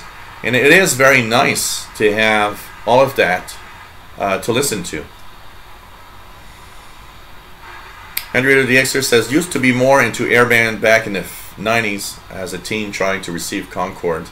You know, I've kind of abandoned. That's why also I kind of enjoy these shows. You know what? I had pretty much abandoned a lot of my VHF UHF listening. And it's sad, because I used to listen a lot to the above 30 megahertz world, listening to tons of things. Dave Todd says, you bought the Pro 43. They're not too bad. They do receive, but you know, they're not maybe as sensitive as a scanner radio. But then again, you know what? I kind of an interesting thing here to. I'm gonna program one frequency here. So I'll program 200 manual. Okay, let's program this frequency for 119.90, enter. And mode. Okay, I'm going to leave it like that and see if I can hear on the Pro 43 the same thing I can hear there really easily. Kind of interesting experiment I'm doing right now, because okay, they don't have the same antenna. What I will do, I know what I'll do. I will exchange this rubber ducky, and I will put this telescopic on the Pro 43,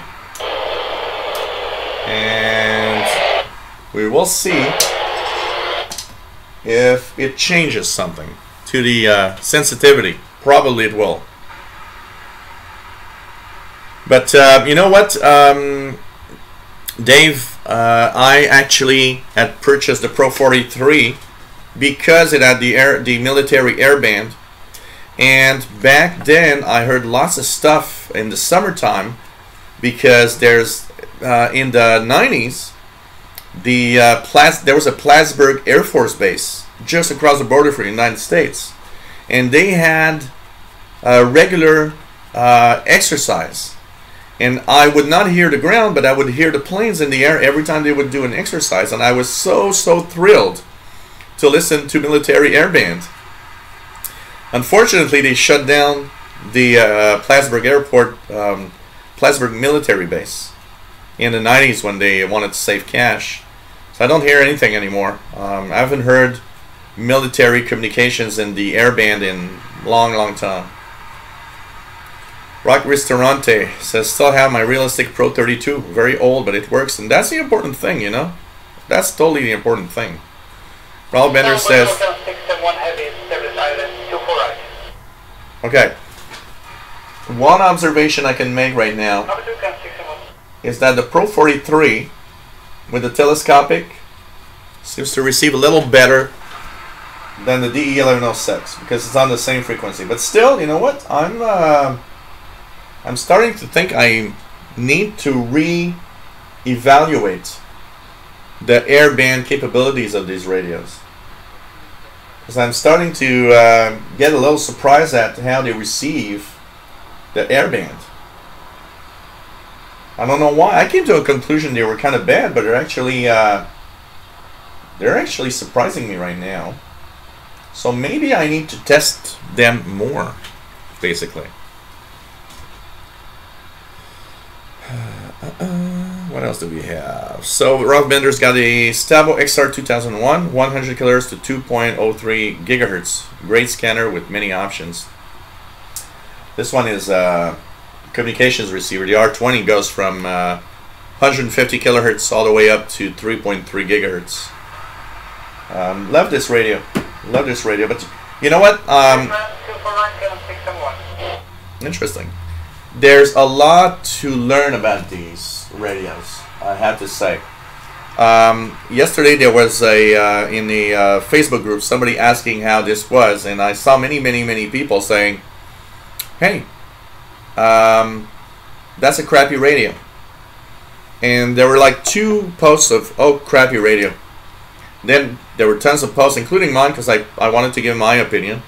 And most of the posts were like, no, this is a great radio. And the thing is, anyone that has posted this is a crappy radio, I always respond, you didn't take the time to learn how to use it really. Because it has flaws, absolutely. The R20 overloads easily. So you need to be an expert at using the RF gain in order to minimize that problem. But once you do, it is actually an amazing little radio. And the capabilities of the R20, which is cool and that I love, is the fact that you can listen in to 2 frequencies at the same time. And actually, you guys can find it funny, but right now, in here, the 2 frequencies I'm listening to are, here we go, 2 airband frequencies are in here. I don't know if you guys can see it. It's a little, so 1199 and 134.4, which are 2 frequencies for Montreal airports.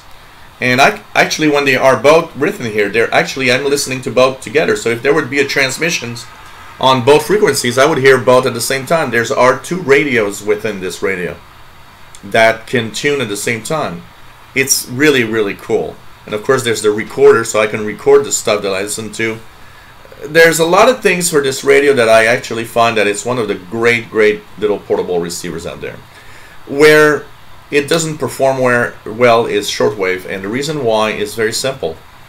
The bandwidth is too large for shortwave use. So that, and if you put an outdoor, if I put my outdoor wire, my sloper on this thing, it overloads and it just goes crazy.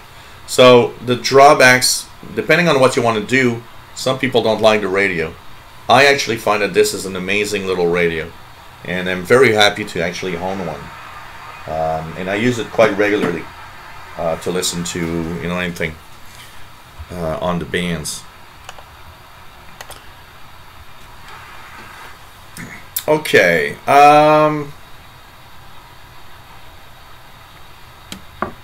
Mark Brando says, I have an old Pro 39 and Pro 2045 bass. Would like a nice computer programmable portable for vacations that I could preload with frequencies, trunking or not. It depends how much you want to spend, Mark. But if you want to have a really cool one, computer programmable, you can look into the Whistler TRX-1, because it has one thing that's amazing. It actually listens and can decode the digital transmissions on the VHF UHF range that are getting more and more popular. So, but it's an expensive radio. Then you can go down to, what's the Home Patrol scanners that are sold by, I think it's Uniden. These are computer programmable and are actually very easy, because what you do is you just enter the postal code for the region where you are, and it loads the frequencies in automatically. So it's probably the easiest thing to do to program a scanner. It's not as expensive as the Whistler TRX-1, but it's still a little expensive, above the $500 level.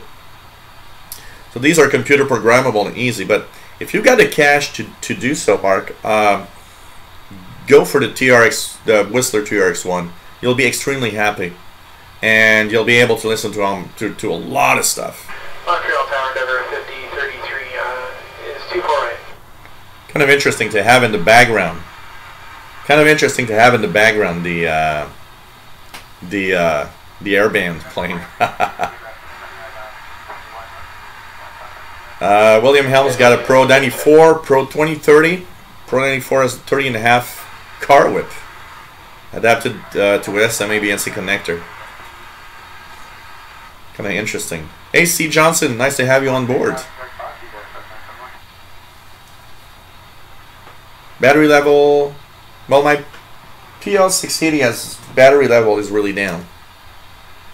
Mario DXer says, is the local airport still having inbound and outbound traffic despite the weather? Yep.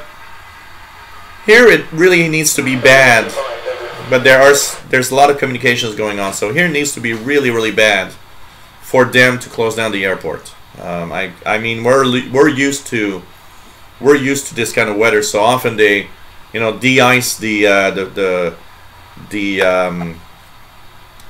different roads that they use, and they will do a lot of work so that the airport is open as much as possible. It needs to get really, really bad in order for them to really, you know, stop, basically. David Arden says, I bought the Pro 43 for the same reason. I was stationed at an Air Force base and was excited to be able to have the capacity to receive a military band. It was fun. I got to say one thing. I remember when I purchased the Pro 43 about 3 months after it was on sale. And I remember, I guess it would be the summer of 92, 93, somewhere around there. 1993. I remember going out in a beautiful sunny day, and I was with my Pro 43, and I was like, okay, today I'm going to find frequencies for different things. And I was going around town, and I took a really long walk. I remember I took like a really big walk that took me like 7 hours, you know, going and coming back, and I was kind of tuning just scanning the bands. And I started scanning the UHF military range because I was curious, is there something in there, because I had not heard much. And suddenly around 311 meg, I remember it was 311 megahertz, I start hearing English transmissions. It sounds like aircraft, and by what they are describing, I understand it's some kind of military exercise. And as the day went on, I started going on. It was like, okay, this is interesting. And with the references of where they were transmitting, they were actually talking of, I at some point understood, okay, I'm actually receiving military communications from Plattsburgh Air Force Base in the state of New York. That's what I'm getting. I'm not getting the ground, but I'm getting the planes. And they had, and that was the coolest thing. I remember I tuned in and I stayed on the frequency all afternoon. I was just amazed. I'm receiving military communication. By the end of the day, they ended what they were doing, their exercise. But it was cool because somebody on the frequency said, okay, so tomorrow we're starting again, and it's tomorrow will be on 246, you know, like, I don't know, I don't remember the frequency, but it's like, oh, 284.500 tomorrow. Okay, tomorrow is 284.500. Somebody mentioned the frequency. So next day, I wake up, and I tune to the 284.5 megahertz. And about 1 p.m. in the afternoon, paf, communications went again. And I was like, oh man, cool, day number 2. It did this 4 days in a row, which was amazing. It's the only times I heard military communications, but for 4 days, I was the happiest camper in the world. I had received, and I was happy because I had bought a receiver for that, and I got communications, but I never heard any other communications after that, apart from the local airports that do use the UHF range for airband. Oh man.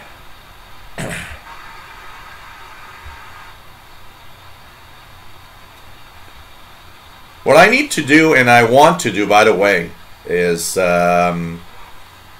what I really want to do, by the way, is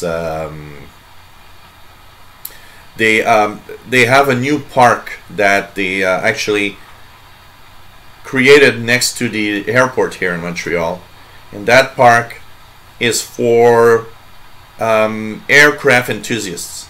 You can see all the planes come in and go at the international airport.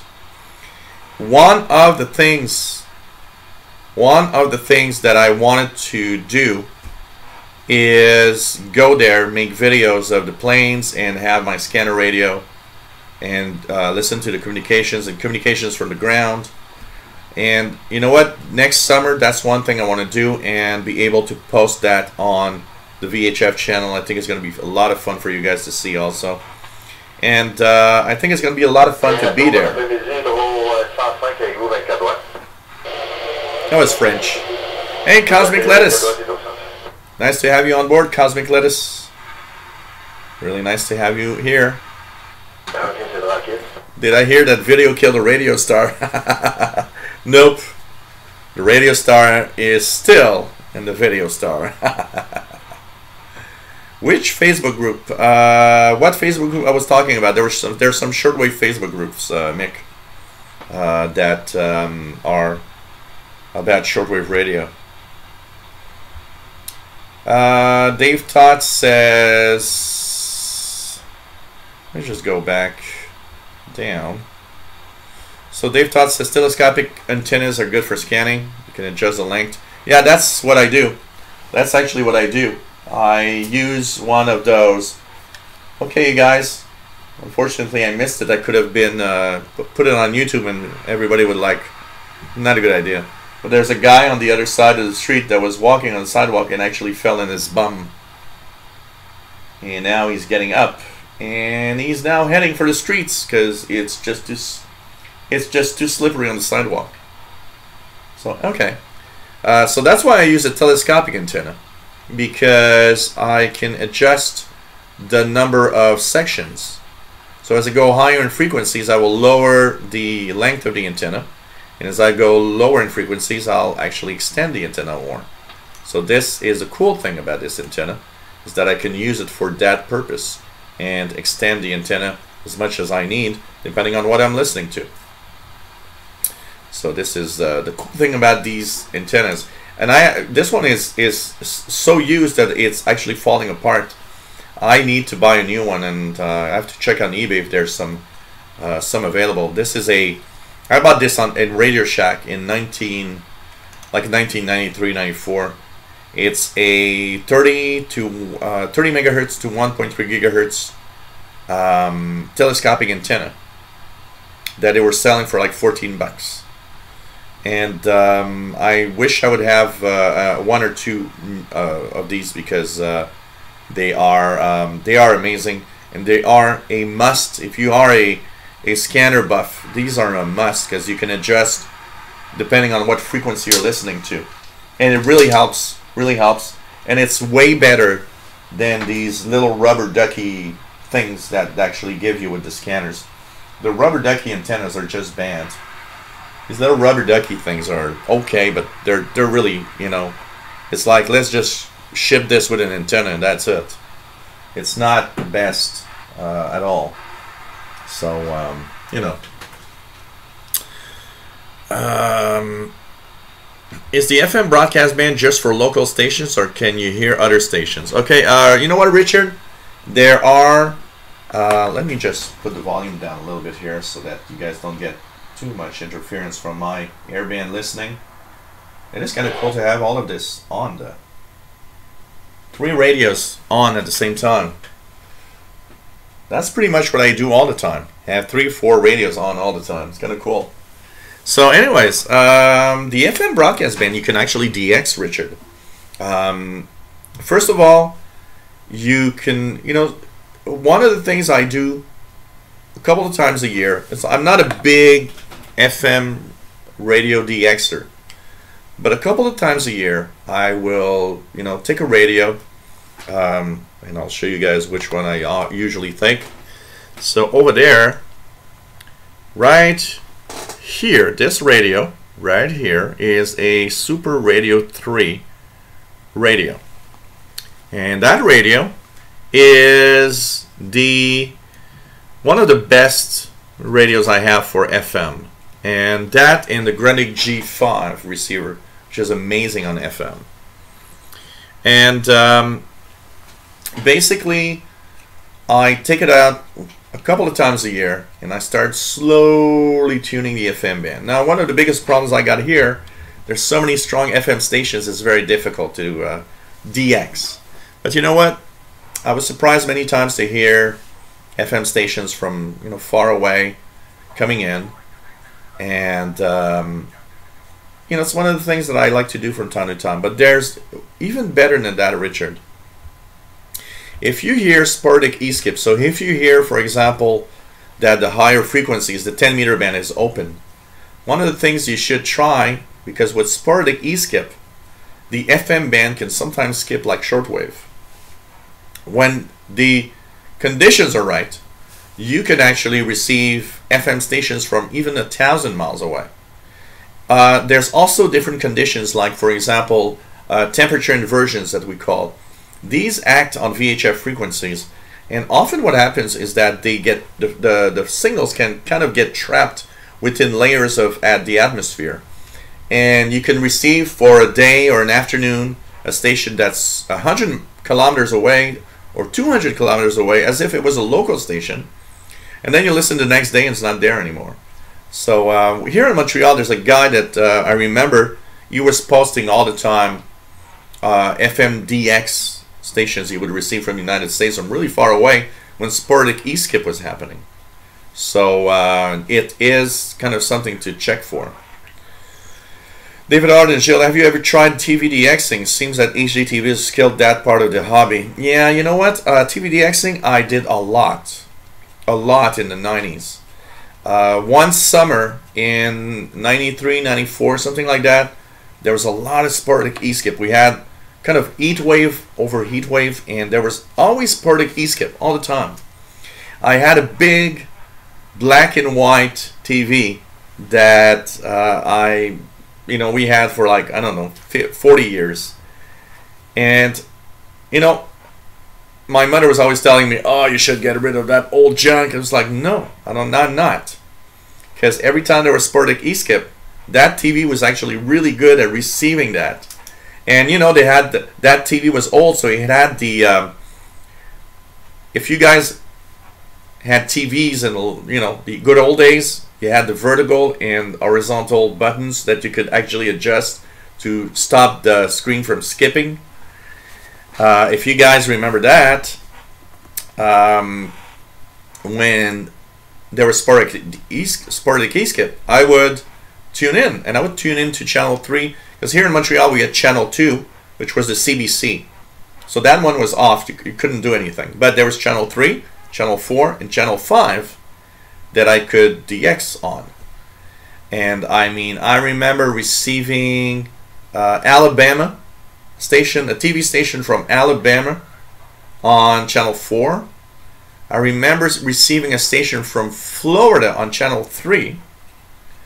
And I remember receiving a station from Texas on channel 5. And I mean, when sporadic e-skip was going, TV DXing was amazingly cool. I mean, you got a picture. But the hardest thing about TV DXing is you get a picture. You got to wait for that ID. And they, you know, don't give it up all the time.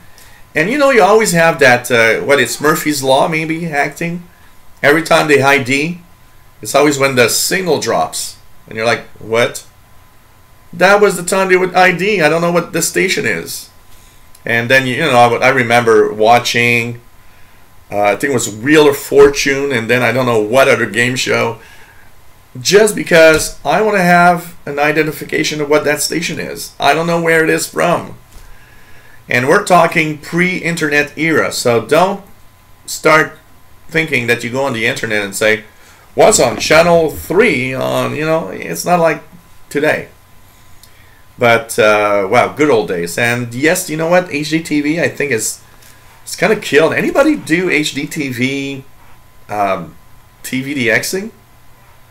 I think it's hard because, I mean, just look at receiving local TV stations. We'll do an experiment here. Look at that. Okay, this thing is not on cable. It's on the regular antenna. So now it's not receiving anything. And I don't know if I can receive. Does it receive? Okay, 2.1. Oh yeah, it does. Look at that. HD channels. This is the CBC HD channel. 6.1 is CBC English. With hockey. 10.1 is a local station. Wow, I'm amazed at how well I'm receiving this. I should actually have a scan and see what it can receive. That's amazing.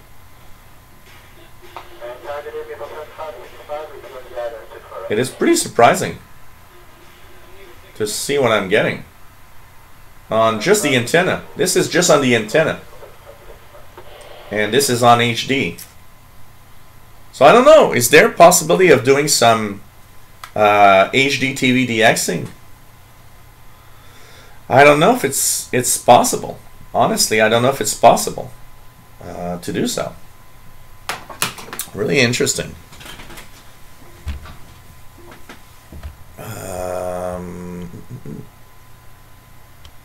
Cash Olsen, hello there.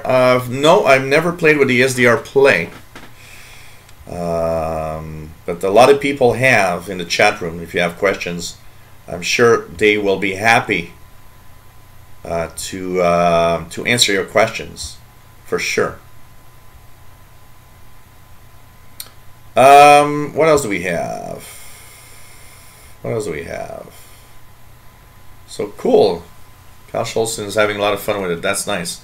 Seems to be very, very, very nice devices. I can tell you that. Red Wayne says, I have a Uniden Sportcat 180, Realistic Patrolman Pro 2026, and a Radio Shack Pro 652 digital trunking. Huh. Cool.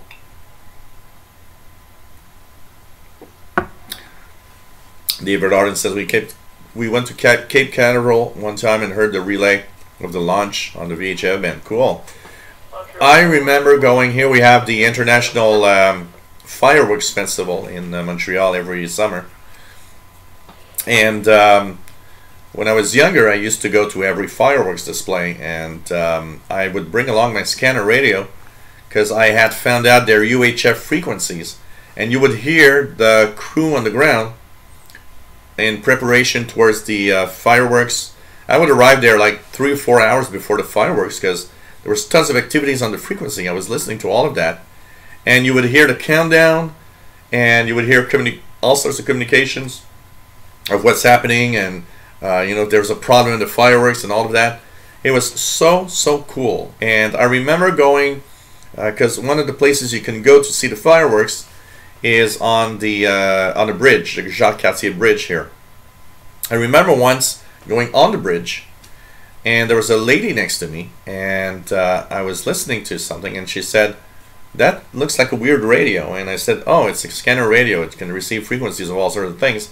And I took out my earphone and I pumped up the volume, and she was amazed because I was explaining to her that that was the crew down on the ground, you know, preparing the fireworks. And she found it so cool that we could listen to that. And I said, well, you know, and she never had seen anybody with a scanner radio. She didn't know what it was. She was like, "Is there, you know, are there a lot of people like you that do this?" And it's like, yeah, we are, you know, we are a gang. We're a bunch of people, but of course, there's not that many people at the same time. You know, I mean, just look at shortwave. Try to find somebody in your family that listens to shortwave. I bet you won't find any. You know, it's like we are radio enthusiasts, but there's not that many of us that are radio enthusiasts in reality. So it was, you know, pretty cool. Hey, Tree Hugger, nice to have you on board. Always nice to have everybody here. And is mineral oil a good choice for oiling sticky telescopic whips? Well, if they are made out of stainless steel, I would guess that they could be okay. I don't know if they're made of aluminum, if it's the same thing though. That's a good question. David Arden says, I live in Olmsted, Florida in the 80s and had my FM antenna pointed north. Heard tons of low power college stations. You know, the one that I always remembered, David, is tuning into the FM band slowly, and on a frequency where I knew there was always like there was nothing usually. I was hearing Christmas music, and I was like, oh, and it was always French language Christmas music. And I remember it was maybe December 15th or something like that, and I remember tuning in the FM band and saying, well, what station is that? And I would listen, I would listen, I would listen. They would never ID. They would have children saying, hey, Merry Christmas. And I was like, what is that? So I decided one day to bring along a portable radio and walk with it. And as I was going towards, you know, I would go different directions. It's like, okay, the signal's not getting better here, signal's getting worse there. And once I was walking south, and I was like, oh, signal's getting better. And as I got to a park here that's called Parc La Fontaine, signal was really strong. And when I went there, suddenly I heard one little hint. It said, Merry Christmas, and they named a school.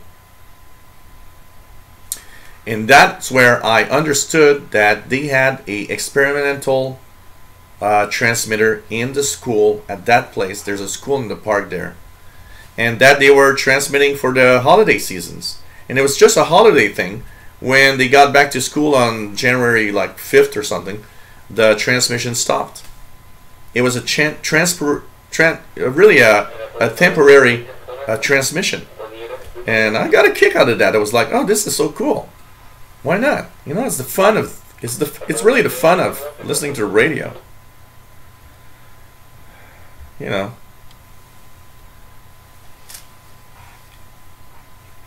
William Helms says, two of mine fell apart too, which leads me to try fitting the male SMA end of a male SMA BNC 30.5.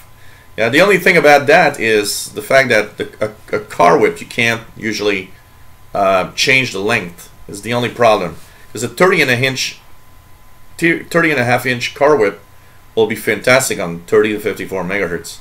But as you get higher frequencies, it will be less and less sensitive. Brett Wayne says, got 3 scanners and 2 HF radios on and watching you on YouTube. That's cool. I mean, if you guys get out your scanner radios, you know, remove the dust, make sure they're clean, put batteries in. Maybe they haven't worked in ages. Maybe your scanner radio hasn't worked in a couple of years. Well, you know what? Maybe I got you to turn it on suddenly, and it's like, maybe it's going to give you a little, you know, hint of, oh, you know what? I think I'm going to listen to the VHF UHF range a little bit. I haven't done that in a while. You know, I'm here for that. That's the reason why I have all these different things, different shows. I want to basically make sure that you guys use all of your radios. And you know, every time I hear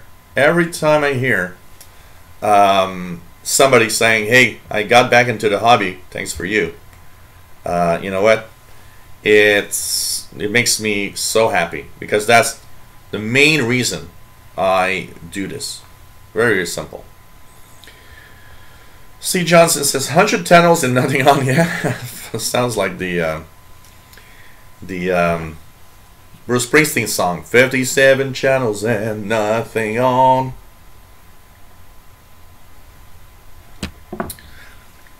David Arden says, I lived in upstate New York during the 60s and had channel 2 in Miami that would wipe out New York City.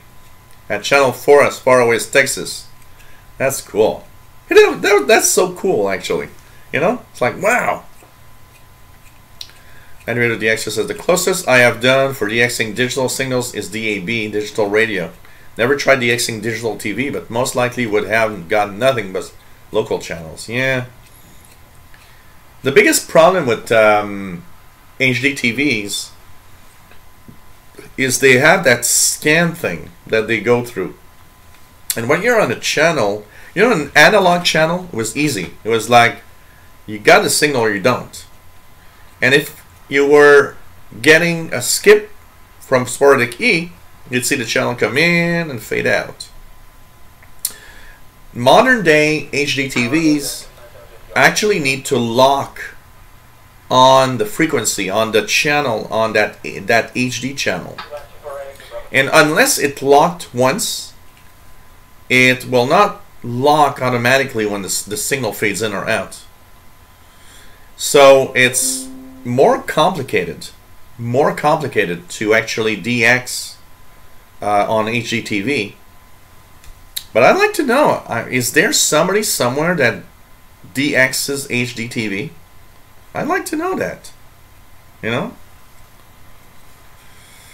Richard, you can get North Korea TV on satellite TV. You know what? I should have taken that. It's because it was cumbersome, but a friend of mine threw away a dish antenna and receiver.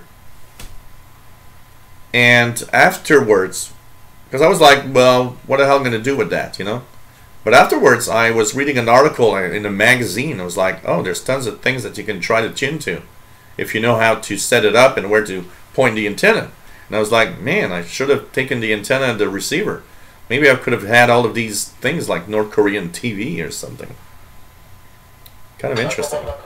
PLF Radio says a new YouTube channel, official TVDXing.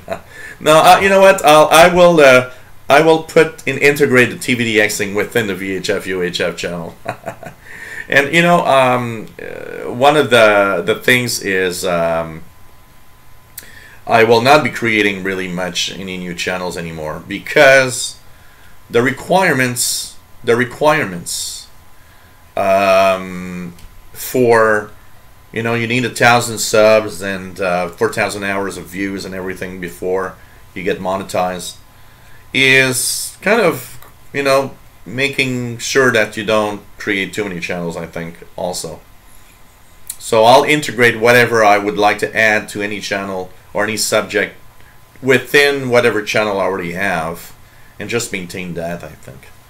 Juan amigo, welcome aboard, mi amigo.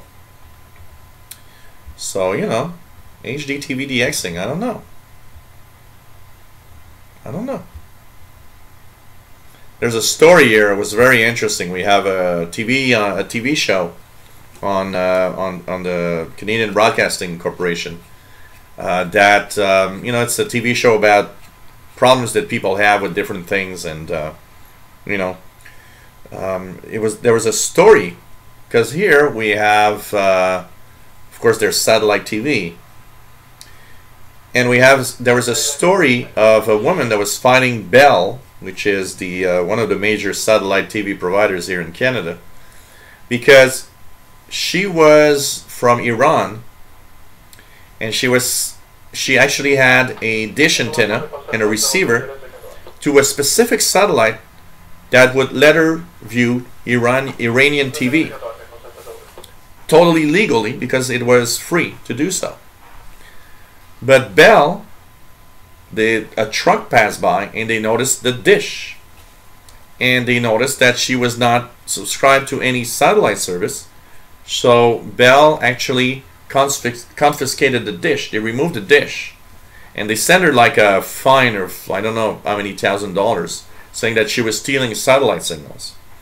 She actually had to go to court, and the judge said, no, you can't do that. You can't go on somebody's property, remove the antenna, and say, hey, you are stealing satellite signals, without, you know, basically having proof.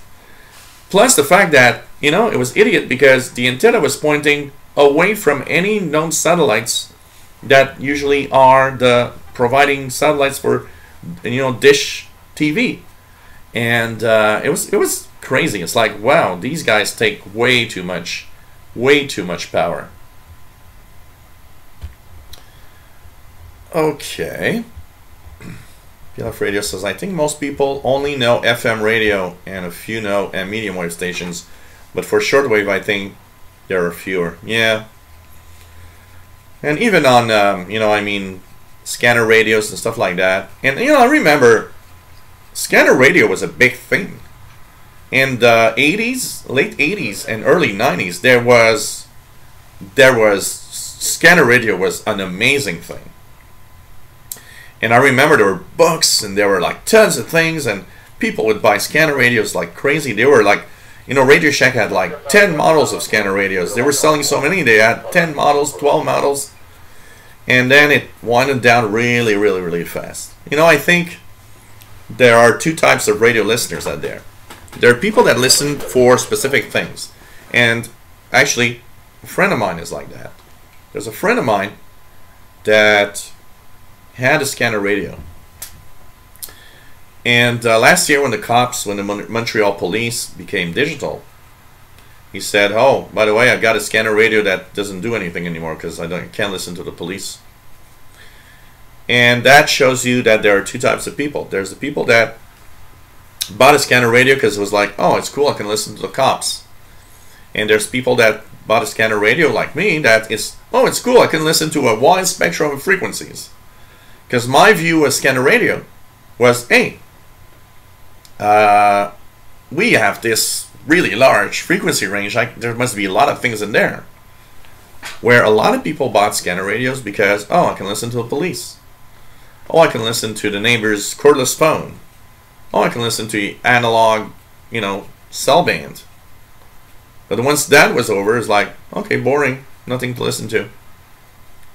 Where I never thought it was boring. Yeah, there were less things, but I never thought it was boring, because my view of the listening was wideband frequency listening.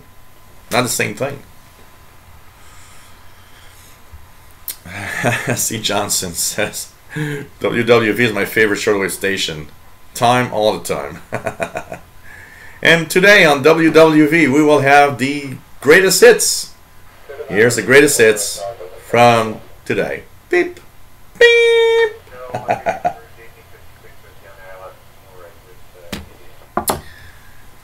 So, Chris Little says, hello, I'm back after a relationship break, but I'm back and getting back into shortwave radio and listening out for number stations. Hope you're doing well.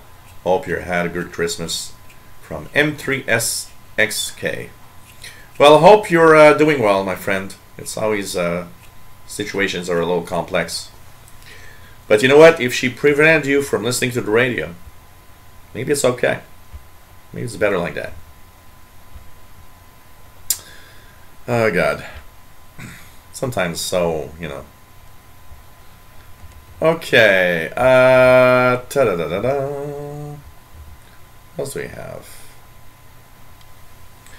Cash Olson said, I just had received an Adam Pluto TX transmitter receiver 72 to 6,000 megahertz.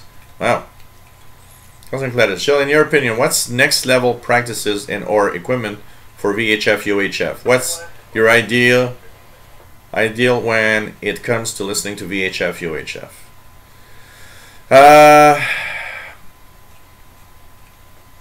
One thing for sure is there's things to listen to everywhere, okay? And I think the more you are open and open-minded to scanning around the frequency ranges you have available on the different radios you've got, the better you will, and the more interested you will be in what's around you and things you gotta listen to. For example, tonight, if that ice storm continues, one of the first things I'll do is start scanning around all sorts of frequency ranges, listening to, you know, tow trucks and to, you know, delivery companies. And why? Because they're part of the action of, wow, okay, the weather's bad and things are not going well. And, you know, right now it's what? It's still 0 degrees outside on my thermometer, so it's 32 Fahrenheit. So it's really, you know, icing on the road.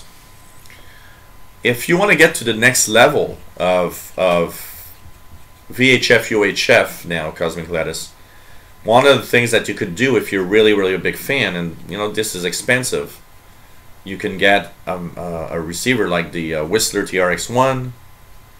I think they have the Whistler TRX-2 now.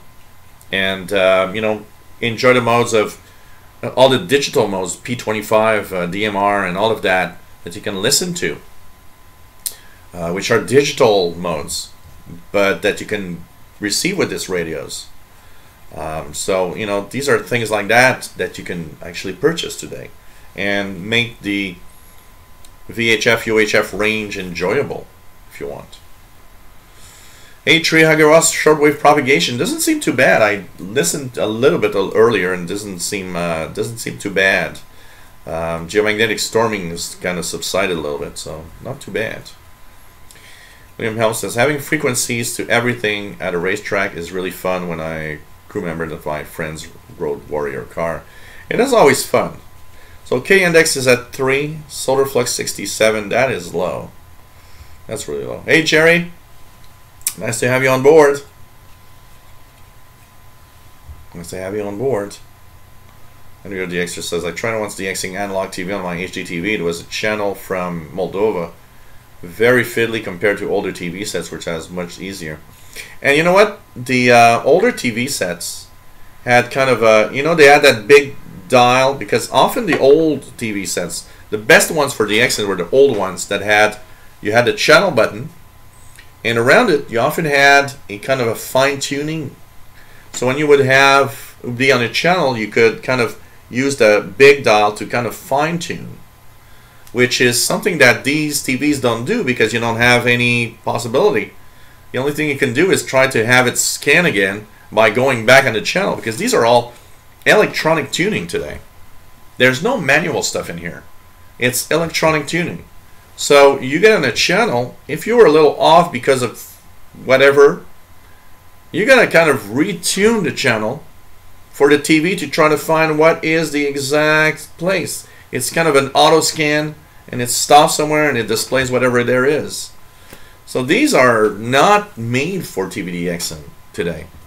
You'd rather have a good old set for doing that.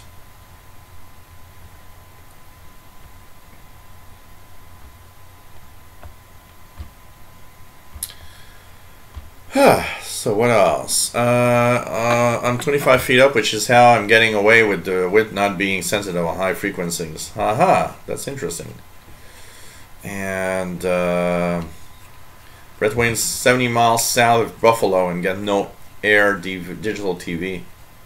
You know, it's very finicky. Honestly, I don't have an antenna plugged in, by the way, on this. The only reason it receives the HD TV channels is because my my Atari 1040 ST is plugged into the antenna input because it has an RF out, and that coax is acting as an antenna. So that's why it's receiving signals, because I don't have officially an antenna on that TV. So, you know. And even, you know, that TV once, because for a long time it had cable TV on it, but once I put up an antenna to see what I can receive, and I mean, even the local stations, I mean, you got to really go crazy with how you're going to set up the antenna in order to have a decent HD TV signal sometimes. So it's kind of a pain in the butt. Really a pain in the butt.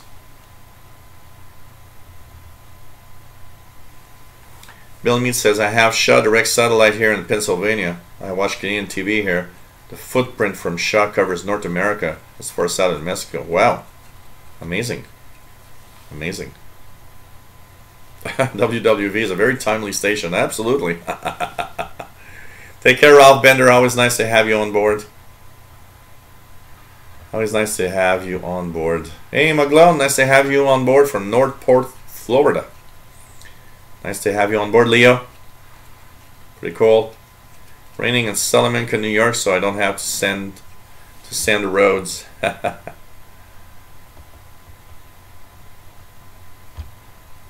Crystal says, yeah, agree. I definitely got more time for radio now. Yeah.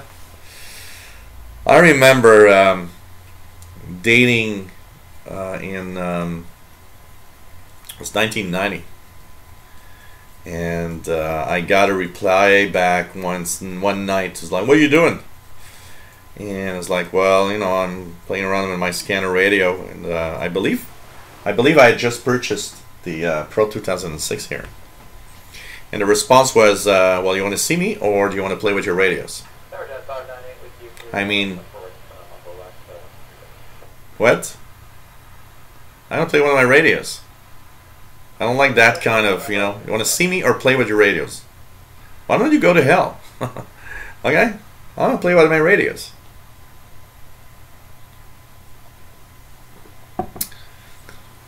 Cash Wilson says, QST February magazine has a TRF receiver project for 5 and 10 megahertz WWV for precise frequency calibration without 0 beat. Oh, cool. Play a game from the Atari ST on the Hangout. Oh man, what's the game that's there? Oh, it's Winter Games. You guys like Winter Olympics? I think it's still in there. Is it still in there? No, it's gone. Where did I put it? I had Winter Games. Oh man, where did I put it? Is it this one? Let me just turn it on. Satisfy your curiosity. There it goes. Hey, this is a VHF UHF channel. I do realize, guys. So let me just put channel 2, because this is an old analog thing. Okay. So is there a... we go here. So this is the Atari 1040 ST, guys. So what's on this disc? And well, this one has nothing on it. So maybe the other one. I don't know where I put it, but anyways, I had the Winter Games, Epic's Winter Games. Sorry guys, I'm digressing. It's Mad Radio DXer's fault, by the way.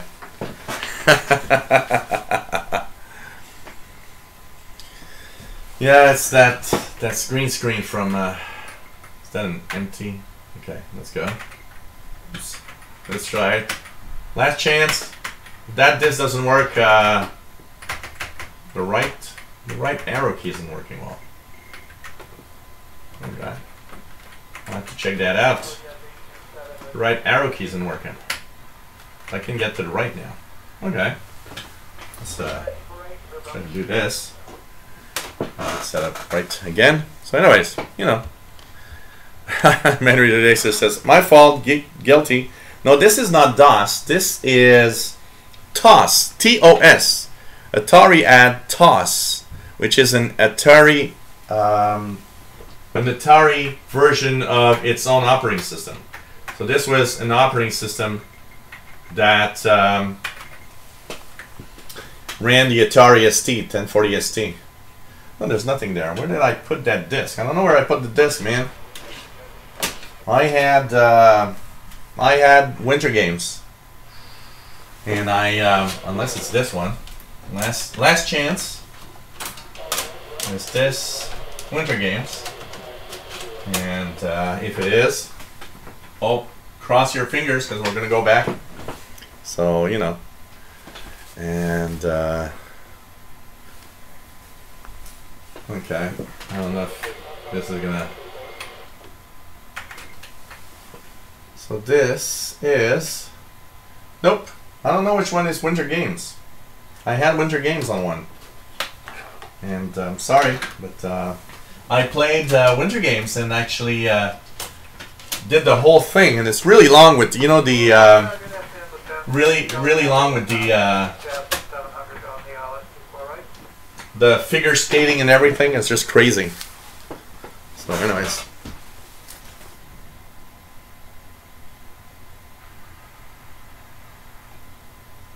This one is not finding anything.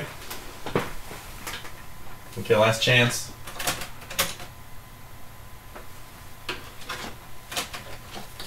Last chance. Like that disco song. Last chance, last dance. So I don't know what this is gonna do.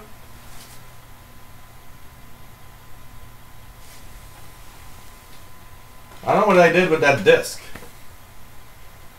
I was playing Winter Games the other day, but I don't know where I put the disc for some reason. So sorry guys, I just digressed. We're going back to the radio shows. Okay. And, well, I've got some other games here, but I got like, go back to HDMI 2. And, so, anyways.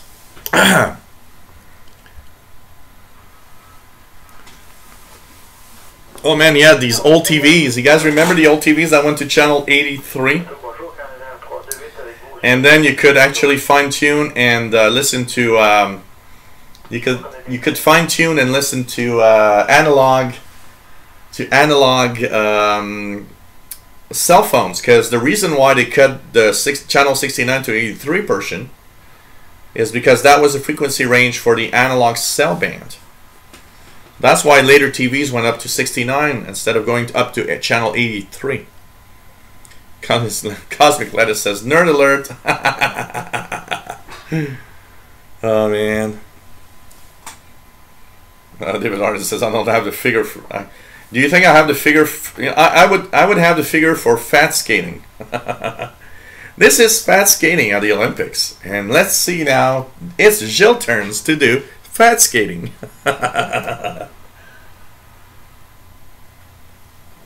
Oh god. I would see myself at the Olympics in figure skating and being on my bum about 400 times. And he wins the medal, the gold medal, for being on his ass all the time. Ay, ay, ay. So you're watching the VHF UHF channel. And yep. Oh, Olympics in microgravity. Oh my god, that's going to be interesting. And now we have the floating contest. And now they're at the end of one tube, 1 kilometer tube, and all they can do is give one push with their legs, and they got to. It's the first one to cross 1 kilometer weightlessness, 1 kilometer, and you got to touch at the other end. That would be one of the first of the first ones I would want. I want to see that. I want to see that. So what's that? Okay. I remember listening to analog cell phones a long time ago. They have 2-inch portable Took everyone. You know what? I would love. I would. Oh, absolutely. A sumo wrestler is way is beating me. Absolutely. Okay. I'm not too bad considering, you know. But hey, from Europe, nice to have you, 0xBACA. Nice hexadecimal name. And so, you know, I remember I would get on the when I had the Pro 2006, and I had the Pro 2022 also. The best time was Friday and Saturday night around midnight to listen to the analog cell bands. And you'd get all these guys calling these hotlines to actually get chicks. Or you'd get all these people calling hookers or whatever. It was truly amazing. Where I lived back then, there was a bar that was just at the corner of the street. And that bar was, you know, one of those shady bars that you just like, you don't go there for a beer unless you're into something else. You know, it's like, I remember I would never go there for a beer or anything. I would like, I'm going to go to that other bar that looks a little better. But because I lived next to it, everybody that would do drug transactions would all be on that cell tower. So I was like, okay. Oh, they're meeting up there to exchange drugs. Oh, that's interesting. And it's like, I would hear all of that, you know, and especially on the weekends, it was crazy. And you know, I'm not a Snoop guy. You know, I don't care about your personal life. And listening in to cordless phone is boring. But listening into that type of analog stuff, you know, the guys calling chicks and you know, seeing all the lame lines of, yeah, well, you know, you're really beautiful, and you know, I always thought that you were really you know, intelligent, and it's like, oh yeah, right, come on, you know. Or, you know, it's like, oh, last night was so good, and you know, when we had sex and so on, it's like, well, okay, yeah. And you know, the drug dealers and everything was that was the fun part for me. It was like, oh man, this is just, you're in not just the regular life of people, you're in what is the dark side that nobody ever talks about, that nobody ever tells anyone. You know, I always give that that example. When I moved here, the girl that lived downstairs and in the basement, her boyfriend would be up north to work. He was working for Hydro-Quebec, so he was at the James Bay. He was really far north, and like 2 times a week, he would call her, and they would have phone sex. And I would hear her having, you know, playing with her body and everything. And it's like, I remember one morning going to the mailbox to check the mail, and she was there. And it's like, oh, how's your day? But the night before, I was hearing her, you know, having phone sex. And I was like, this is kind of a very awkward thing. It's like, you're in the mailbox, you're talking to her as if nothing ever happened. But in the back of your head, you're like, well, did you have fun with your phone sex yesterday? It was just, you know, okay. Oh man, that was crazy. That was crazy. Too bad there's no time stations on VHF UHF. Yeah, that would be interesting. Well, WWV should have 2.5, 5, 10, 15, 20, 25, 30, 35, 40, 45. You know, up to the gigahertz range. That'd be interesting.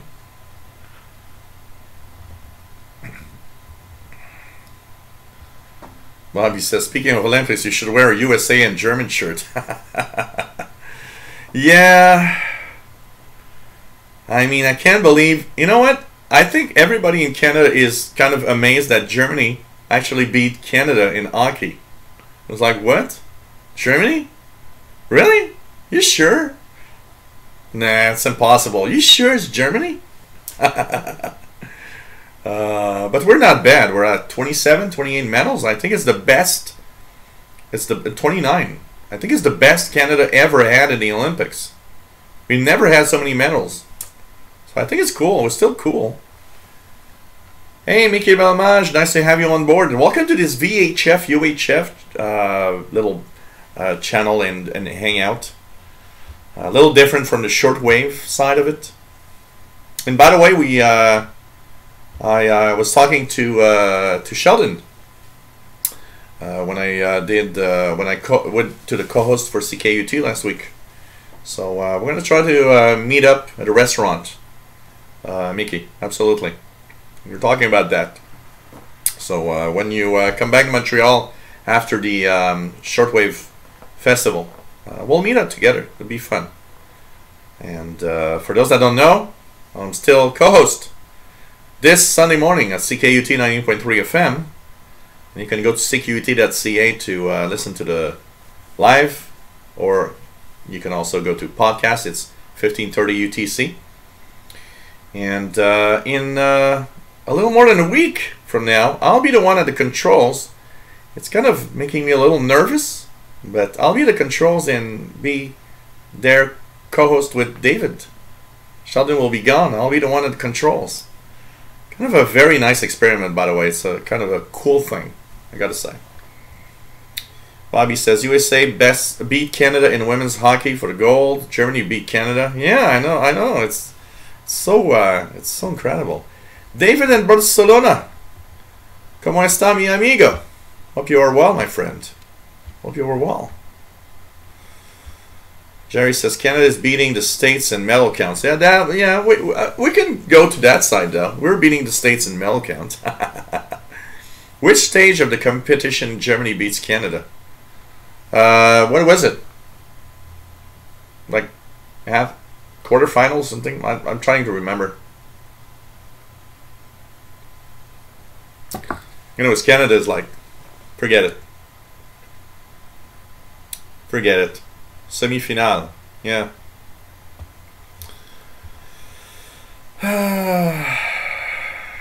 Jerry says they got to stop using Canadian hockey players on their teams. You guys remember in the 80s when there were all these, you know, Russian hockey players that would kind of defect and come to Canada, and we had like really good teams in Canada because there was tons of Russians here. So basically, okay. But you know, for the medal count, we are on the top, and it's the best that Canada ever did, and I really find it really, really cool, I gotta say. William says, a guy I was listening to once, the last 40 megahertz cordless phone, I'm your man for weed, LSD, speed, and oh my god, yeah. You know, I'm not a guy that I don't steal. I never stolen. Well, I stole a chocolate bar when I was like 7 years old, and I thought the cops would come to my house, so I never stole again after that. And you know, the funny thing is,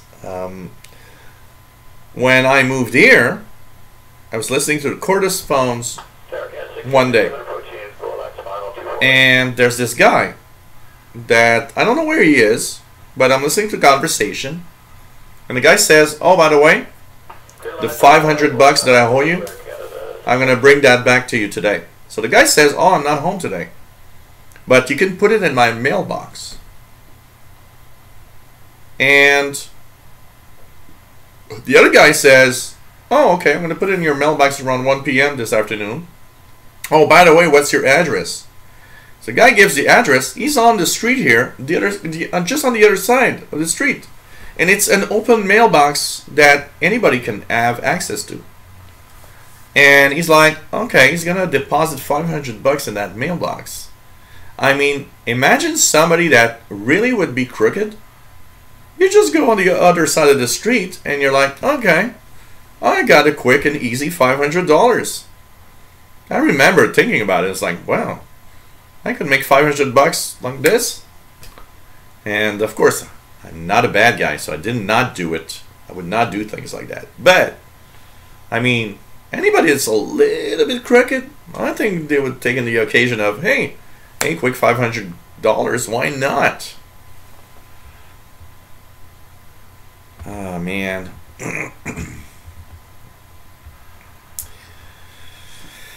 Hirofumi Yokoyama.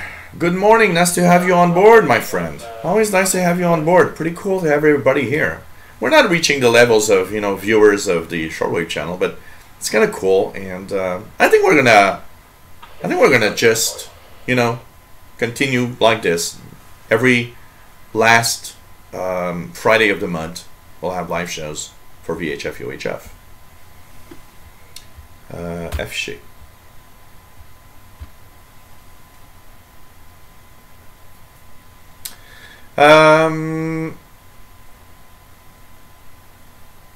Okay, no, it's pretty cool. Pretty cool to have everybody here. Okay, what else do we have? There's having a umbrella antenna, great for HF, VHF, UHF. I don't know. I would guess VHF, UHF might be interesting, but VHF, I don't know. I really don't know. When you say umbrella, is it kind of a disco? Or it's really something called an umbrella antenna? Honestly. Yeah, Canada doesn't win because all the professional hockey players didn't want to go to the Olympics because they didn't want to stop the local games here. Maybe that would change something. Hey, hi Mapper, nice to have you on board. You know what, iMapper, you're talking about a Canada-Russia game. I still remember when Canada and Russia in the 80s were heading off for the gold medal. It was such, you know, I think it was one of the rare moments, and I'll be very honest here, one of the rare moments where I saw all of Canada united against something. I mean, Canada is one of those countries where being united is relative, depending on the province you live. But that time, when Canada and Russia hit it off for the gold medal in the 80s, I can tell you, I think it's the first time ever that I can say that every Canadian, whatever province you are at, we're all united behind one thing. Canada needs to win. And it's probably the only time I can say that I've seen a united Canada, wherever you lived. Sports. Yeah, crazy. $500. I could have had $500 just walking across the street. It's crazy, eh? Crazy. Using an old umbrella, that can be interesting. I got tons of umbrellas that I don't use here. I could use an umbrella and try to turn it into an antenna and see what we can do with that. Why not? So you're watching the VHF UHF show, and we've been on. Hey, we're on for 2 hours and 53. You know, I was scared a little bit today because I was like, okay, I don't have a lot of material, so I'm not sure it's a good thing. So, you know. Hey, Mad Radio DXer. Hey, PLF Radio, take care. Mad Radio DXer. I absolutely want to show you something. So, because I'm really want to actually show you something, I'm just going to check here. I should have easy access to a very, yeah, I thought I had the, I'm trying to find my discs. There's something wrong with my disc. There were discs somewhere, and I had Atari ST discs. So I don't know. Oh man, I'm sorry, Atari Mad Radio DXer, because I wanted to show you at least, you know, some game, and I can't seem to. I don't find the Atari. Oh, here we are. Okay, Mad Radio DXer, I'm gonna just make you happy for a second here, okay? So this is for Mad Radio DXer. I'm really sorry for the rest of you that come here for radio, but since I want to show him at least something. Here we go. This is Buggy Boy. Okay. So sorry for the rest of the gang. Buggy Boy. Let's put some volume here. Montreal Tower, good evening, Air Canada 332, ILS 24. Air Canada. Look at that. Buggy Boy. Whoa. Not that much volume. So here you go. Buggy Boy. You, huh? Are you happy? I got one game for you. At least. Okay?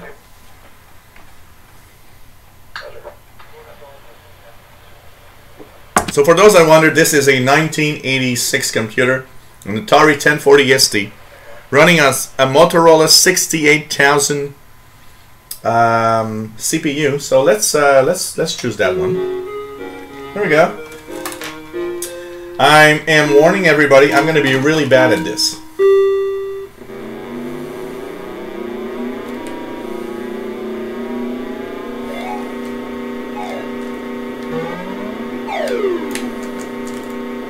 God, I'm really bad at this.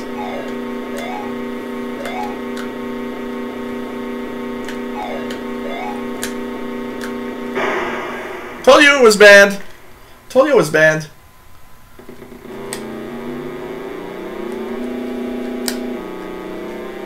Gotta get that time bonus. Oh God. I haven't played this in a long time.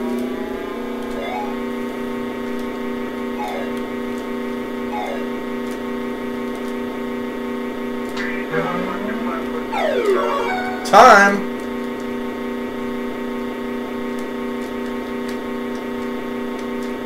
Oh God.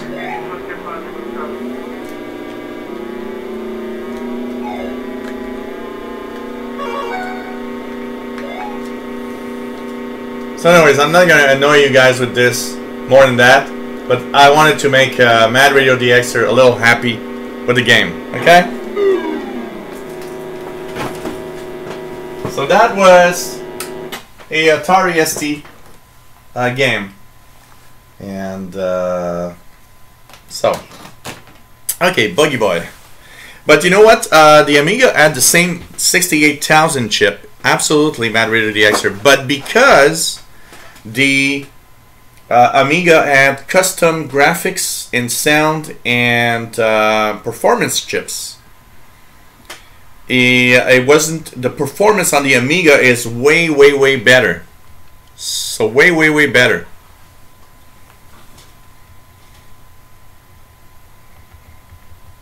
The Atari is actually very bad compared to an Amiga 500 in graphics capabilities.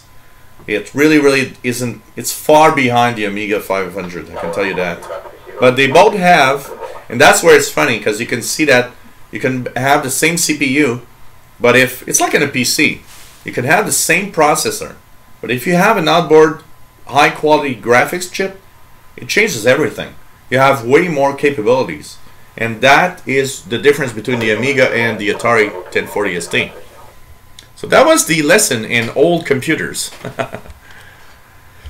Oh God. The arcade version had the display spread into two screen, maybe the first triple screen game. Yeah, I remember there was like several displays. I remember that. My nephew, Gabriel, Cosmic Lettuce. Pretty well. You know what? He sent me a text message on my phone the other day and said, you know what? I miss having a show with my uncle. Do you think you can do something about that, that we could have a show together? And so I've been thinking about that. What could I do and what could I add and have a show with him? And it is true. I miss having a show with him too. It's like, it was cool. It was cool when he was here, and it was cool doing the retro gaming stuff, you know. I told him, I said, look, the retro gaming, the channel that I got, doesn't cut the 1,000 subs. But you know what? Who cares? I'd like to do more stuff with Gabriel. It'd be cool. Oh man, Zaxxon. Hey Jerry, I remember that Zaxxon. Oh man, I love playing Zaxxon. Played it on Commodore 120, Commodore 64. Loved a lot of that. Absolutely. William Helms says, I haven't been into games since I lost my PS2 in an outage surge.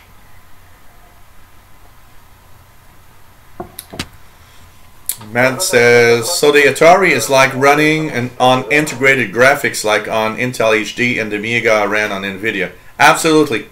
Great way to compare what the Amiga and the Atari are. The Atari is typically running on, you know, cheap graphics. But the Amiga is running on a graphics processor made for the Amiga back then. It made a huge difference. Huge difference. Absolutely. And it shows. Every time I run a game on the Amiga, it's faster. It's much better at doing the same thing. But at the basics, they both run a 68,000 Motorola processor. And it just shows you how the hardware around the CPU is very important, because it makes tons of difference. So Bobby Burgess misses Nintendo from the 80s and 90s. Man, Bobby, were you one of those that was watching the retro gaming with Gabriel? Every single emulator Nintendo game I played, all the videos were flagged for copyright. Nintendo is crazy about that. What's the map on the TV for that satellites, Richard? Yep.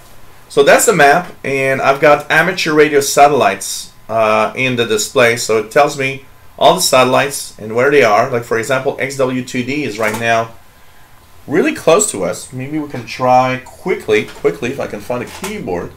I'll try quickly. So XW2D is a amateur satellite, and it has single sideband. Let's quickly try it. If I can just check out what are the XW2D. So XW2D is 145.835 to 855. 145.835. Oops. Stop auto. 145.835. Upper sideband.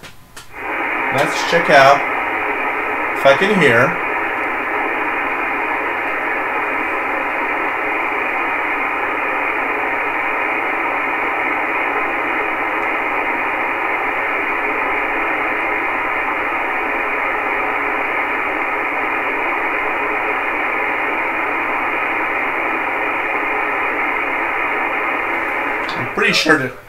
I'm pretty sure there's something wrong with the antenna. I'll need to actually check it out because I can't receive anything, and I receive tons of things from these satellites. So yeah, these are amateur satellites around Earth right now, and this is Arbitron, piece of software that I track satellites with, Richard. Do a retro gaming live stream on Twitch. Yeah, maybe that's the thing I should do. Let's do a retro gaming on Twitch. That would be good. That would be good. Oh, Gabe is a great guy. Absolutely. You know what? Me and Gabriel have a special bond together. I mean, we kind of similar. We kind of feel the same thing. We kind of view life in the same manner. And you know, Gabriel is a guy that is a little lonely. You know, trying to find a girlfriend, and it's not working, and it's kind of difficult. And I think doing things with his uncle is like, you know, for him something really cool, because you know, I don't want to push it to that point, but I think he views me as somebody that's pretty cool with all that I do on YouTube. And you know, makes you feel good also as an old guy. I mean, I'm going to be 50 in a year. And you know, I mean, I'm not an old guy, but 50 years old is an old guy. Sorry, guys. and I think you guys understand what I mean by that. You know, I don't feel old. But I like that because, you know what? My nephew makes me feel young. again. Makes me feel like I'm still part of what could be very cool and very nice. And it's not just, you know, you get it old and whatever. I gotta say, I gotta do something with Gabe. Absolutely. Gabriel, I need to do something with Gabriel. Absolutely. David says, my father had an Atari on a monochrome monitor. Back then, I was a small kid on the early 90s. I remember when he hooked up to the Sony Trinitron to get color graphics. Ah, the memories. I remember, okay, I had the Commodore 64. I remember when I got it, I was on a black and white TV, okay? It was a 20-inch black and white. My parents changed TV, and so I ended up with a 20-inch color TV. And I was so happy. But 6 months after I had the TV, it just broke down. And I remember him being so sad going back to a black and white TV. But you know, back then TVs were expensive and you could not, you know, it's not like today. Today you go to the store and, okay, if you don't mind the size, anybody can buy a TV, a color TV today. You know? Back then it was like, well, okay, it's expensive to get a TV. I'm gonna go back to my black and white. I remember going to black and white TV, playing a game, and like, okay, I think I'm gonna go play outside because it's like, okay, the hell with it. Oh, you know what, Bobby? And for those that know Gabriel, so he started off as a game tester. He's now high up in the game. He's now full-time employed. He's like a project manager. He's really moved up in that company, and that's why I told him. I said, you got the experience, you got the, and even more than that, you know what? He's got the dedication. He loves doing that. He wants to do that. Now they're paying him all sorts of computer programming courses, all paid by the company where he works from. And he's moving up. He's moving up in his in that company now, and he's full-time employed. And it started off with a 8 month, something like 8 months contract, and he didn't know after that what was going to happen. And now he's like out there, and I'm so proud. I'm so proud of what he's become. And that guy is, if there's somebody in life that is really, I think should get that, it's him. I mean, he's a great guy. I love my game. I can tell you that. I really love my game. Ah, man. Yeah, I know the 8-bit guy. Absolutely. I watch a lot of his videos. David. Absolutely. I watch a lot of his videos. Andrea GX said, I would have watched your retro gaming shows when you did them, Joe. It was on too late. Yeah, it was late for you guys, absolutely. I mean, we had the tech show. We had the kind of the From the Couch show, which ended at like 6 p.m. here, which is 2,300 hours UT. Then would go on at 7 p.m., which is 0 hours UT on the retro gaming stuff. And man, we were drunk. We would actually do retro gaming drunk. Oh, that'd be, you know what? I got an idea. That would be nice. Playing a game straight, no alcohol, and then doing the same competition drunk.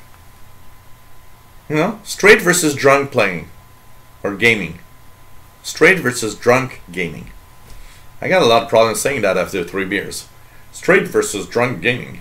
It's like straight versus drunk shortwave listening.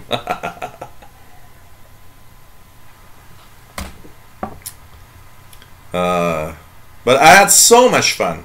So much fun with Gabriel doing the retro gaming stuff.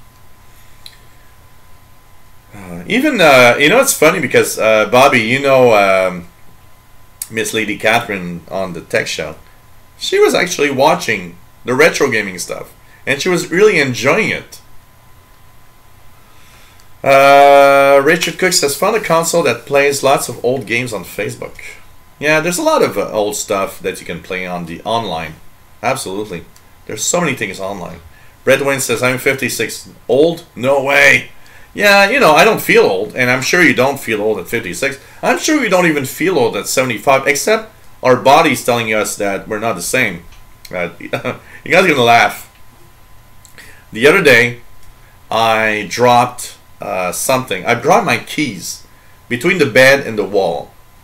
And you know, we just like put our arm and just go and reach and go and farther. But you're like, you just miss this little bit. And you're like, you push and you push and you push. And suddenly, in my shoulder, I get this pain. And it's like, oh man, what the fuck? Oh, what's happening? What's happening? And that's where you realize, okay, I'm not 18 years old again. I'm not extensible. I gotta be careful with what I do for my health. It's like, oh man, that's what makes you feel older. But apart from that, I don't feel different from when I was 18 or 25 or 35, except I'm wiser and I do cool things like YouTube videos and shows, which I would not, you know, honestly, if you guys would have met me at 19 years old, you would say, whoa, that guy ain't never gonna amount to anything in life. I'm a very different person from what I was 30 years ago. And that's why I do live shows. And you know what? My sister and that still lives, and she tells me, man, mom would be so happy to see how what you do today. And you know, my mom was always thinking of me, and my mom was always telling me, well, telling everybody else, I don't know what Gilles gonna do in life. He's never keeping a job. I never kept a job because, you know, I got bored of every job every 2 or 3 years. And you know, I don't like, you know, some people will work for that, and that's okay. But I personally always had difficulty with jobs that are meaningless. And what I mean by meaningless is, well, you gotta do this and count that up to 10, and so that's gonna be your job for the next 20 years. I don't want to do that. I mean, I'll do it now and I'll do it for a while, but I don't want to do that for the rest of my life. I don't like that, you know. And that was always what I was. And I admire totally someone that will do that for 30 years, because I mean, wow, okay. But you know, my mom, when my sister told me, it's like, you know, my mom died, we're in 2018. My mom died 10 years ago. And I had not started anything here, but 10 years ago, I started, you know, doing tech jobs and stuff like that. She was kind of, you know, she knew I was going somewhere.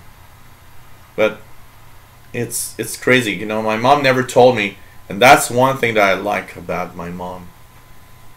When I lived with my mom, she never told me, you know what, you quit your job today? What are you thinking? Whatever. No. I would go home, I would say, hey, I quit my job today. I think there's something better for me. Never she told me you didn't do a great, you know, you took a bad decision. Never did she tell me you shouldn't have done that. She was respecting all the time what I did. And you know, I really appreciate that. And if my mom is somewhere watching, I hope she knows that I totally appreciate the fact that she didn't interfere with my decisions. I did what I did because I just needed to do it. And you know what? It brought me to this, doing live shows, living off YouTube, which is a pretty cool thing. I gotta say, everybody that you know, what do you do in life? Oh, I'm a YouTuber. It's like, oh, this is so cool. Yeah, it is cool. I'll admit, it is one of the coolest things I've ever did in my life. But you know, I think you gotta give some slack sometime and not go crazy. You know. So that was the lesson, kids. If you're less than 20 years old, well, less than 30. Okay? Do what you want in your life. Don't do what people tell you to do, okay? Cheers. Okay. And we're not old. Okay? Yep, so, yep, Bobby, he is now permanent. He is now full-time employed at that company. He is head of the department where they're doing things. He's just cool. Hey, Fastload. How are you? Been a while. Well, been a week when we saw each other last week. It was nice to see you, by the way, because we haven't seen you. You have to invite me for the drunk thing. Drunk gaming? We'll open up a different channel. We'll do drunk gaming. And you want to come here, Fazlo, for drunk gaming? You, me, and Gabriel. We'll do drunk gaming. That also could be quite interesting. But we'll have to flag the videos 18 years or older. It'll be very important. Oh, man. You know what Mad Radio the Extra says? When I used to be in a pool team, some people played better drunk than sober. And you know what? I remember once I was in a... who's the two? Nah. Who cares? The a-holes that unlike video. Yeah, man. You know, losers one day, losers forever. That's how it works. So anyways, you know what? What I was talking about? Oh, yeah, okay. Pool team. So one day we go to a bar. I'm with some friends, and we go to a bar, and the police comes over. You know, I don't know. I'm 25, 26 at the time. We're 4 or 5. We're all drunk, and I remember the cops are coming over us, and visibly the cops want to talk to us. And I remember one guy saying, "Okay, guys, shut up. Let Jill talk," because Jill, when he's drunk, doesn't look like he's drunk. So just let him talk, and we're going to be okay. So everybody shut up. And the cops come over and says, "What are you doing, guys?" "Well, we got off from a bar, and we're walking home." "Oh, really? Yeah. You're going to take your car?"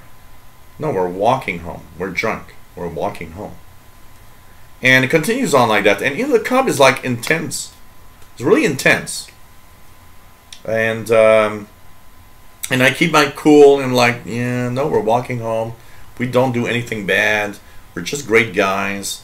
We met at, you know, when we were in college, and we're just having these annual things. And then the cop mentioned something, and I started talking about, you know, whatever subject that he's talking about.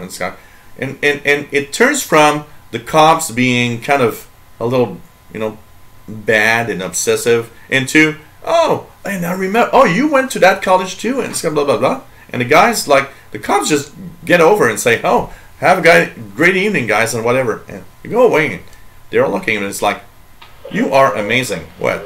You turned a situation from, we are a-holes, to, we're just great guys having fun. It's like, hey, I'm that kind of guy. I'm the kind of guy that will change a situation around if you need to. Life is beautiful. What do you want? Okay, what else do we have? So, Brett Wayne says he plays darts better when drunk. Why? Because you just, you know, I would play darts better drunk. I just send the darts to people I don't like. Hey, Brett Wayne says, "I put an 80-pound fan clutch on my truck today." What? That made me feel old. You know, I got haters. What do you want? You know what? I'm happy I got haters. That means I'm doing something right. Somebody told me, you got haters, you do something right. And you know what? Maybe it is. Talking of drunk, after 3 beers, I am kind of a little tipsy right now. And I probably am showing it at the camera. I gotta say that. You guys enjoying the show? I hope so. We've moved on to listening to, you know, airports and VHF and talking about stuff. It's just cool. It's just cool. Hey guys, don't forget PayPal donations.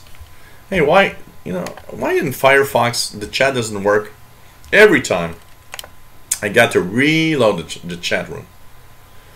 Yeah. Firefox is a bad browser. I hate Firefox. I'm saying it. I hate Firefox. That's it. So, hey. PayPal.me/shortwave. Or, if you don't go there, just send your donations to this email. So, do I support this route? Anyone who requests for mod status and we don't know, you will be banned on the spot. Okay, you know what, Bobby? Let's be relaxed a little bit about the rule, okay? I'll modify the rule for one thing, okay? It's not because you get in the channel and you say, "Can I be a moderator?" That someone needs to be banned. It doesn't, you know. If he understands the fact that I will, because I will often voice. You know, well, you know, you got to earn my trust to be a moderator in the chat room. And talking of trust, let's put Mad Radio DXer. Okay, let's put Brett Wayne, moderator. Let's put Mad Radio DXer, moderator. And Jerry DX, moderator. Hey guys, welcome aboard. Moderators. That's trust. Okay? People you've seen, and you've seen so many times. So many times. You know what? That's trust. You see how they act. You see how they, you know, they are here every time. They're always cool. They're always great. But you know what? That is, okay. You're worthy of being a moderator. Now,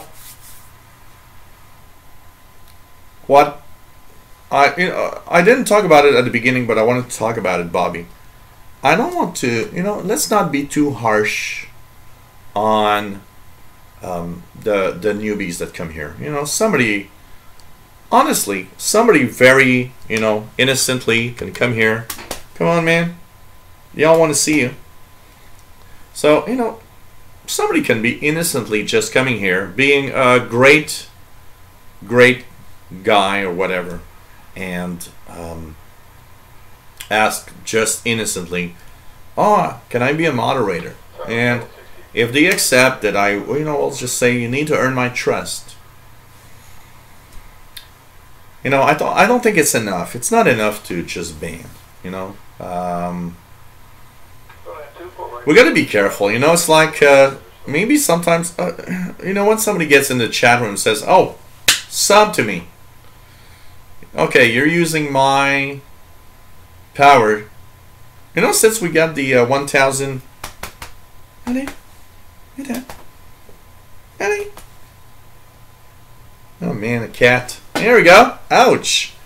He just slipped and he put his claws in my that hurts.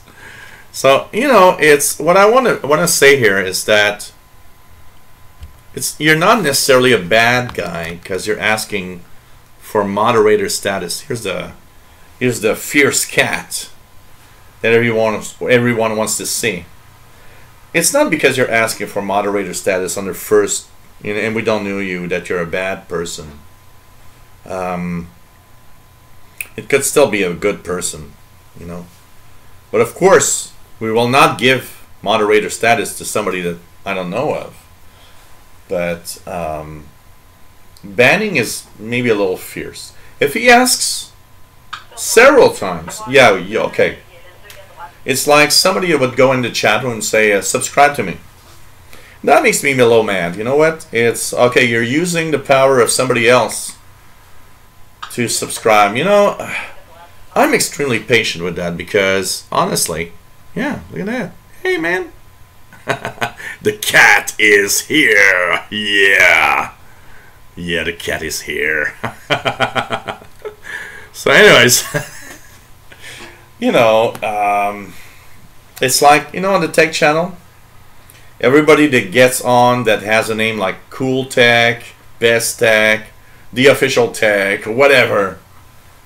Come on. Honestly, do you think these guys don't get on that live show just to get a bit of the power of who I am? So I'm a small YouTuber, but I am bigger than a lot of people, and I realize that.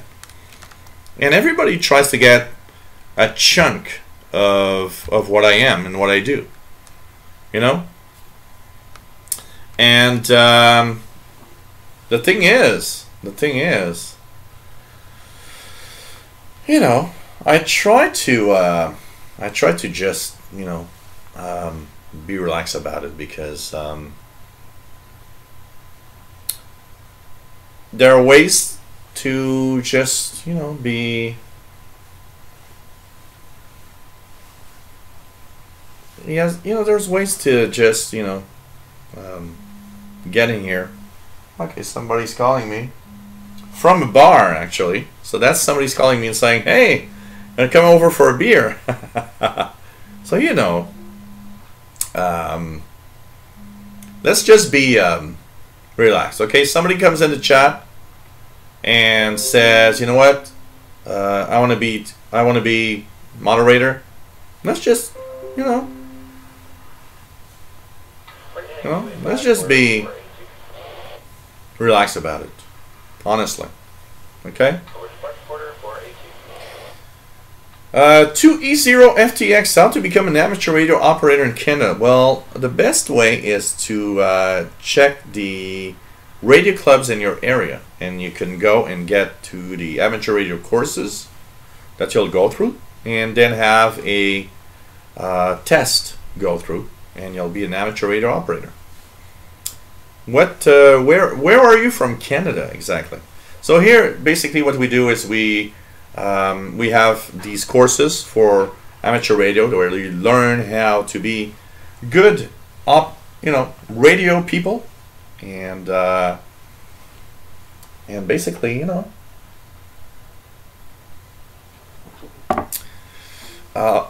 then you pass a test, and there are a couple of different licenses in Canada. So, you know, let's just, you know, Bobby, let's just relax the rules. I think it's worth it. And I don't think you're a bad person because you're asking to be a moderator immediately. But, you know, you're ready to go play darts? Yeah, Brett Wayne.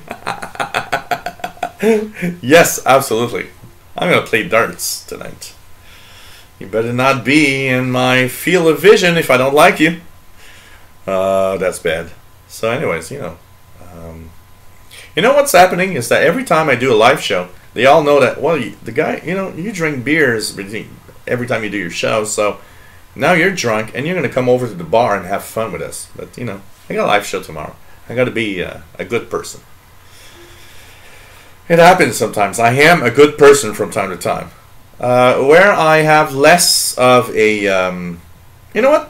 Where I have less of a filter when things happen on a channel. Of course, idiots that post whatever thing that you don't want to see here. And where my filter is not very, very big is you come here to promote your channel. I mean, I never ask for anybody for promoting my channel. Never. Never, never, never. When somebody comes on my channel and says, hey, come over to this big, fantastic shortwave radio channel, I'm sorry. I never did that. Never. The reason I'm popular is very simple. I posted good videos. That's it. I continued posting videos, and I acquired an audience with time. That's what, and that's how YouTube works. But going to annoy everyone and saying, hey, you know what? I have the biggest channel in the world. This is the good channel to go to. Go to hell, man. Go to hell. Oh, man. Andrew the Extra says, Jill, last time I made you do the longest live stream you had done was the most drunk I'd seen you. I liked it because you are a peaceful drunk. I am a peaceful drunk. Fassel would tell you I'm a very peaceful drunk. I am a very peaceful drunk. It is very. I'm actually happy because I'll be very honest. I have a great example in my life of what being an a-hole drunk is, and I'm sorry to say so, but my dad always flipped something in his brain and became crazy when he drank. And you know what? I'm extremely happy. I have my mother's side on that. When I get drunk, I'm having fun. When I'm drunk, I'm actually a fun guy. I want to have fun. I want to have, the more drunk I am, the more I want to have fun. I don't want to kill anyone. I don't want to be bad. I don't want to be, no. When I am drunk in general, 99% of the time, I just want to have fun. I want to have even more fun than usual, And that's it, And we have more jokes and stuff. That's it, I'm not a bad person drunk in general. And if I'd be a bad person, I'd be barred from everywhere. And nope. Every bar I went to, you know what? Every bar I went to, actually, always, I now remember, there's a bar that I go to, and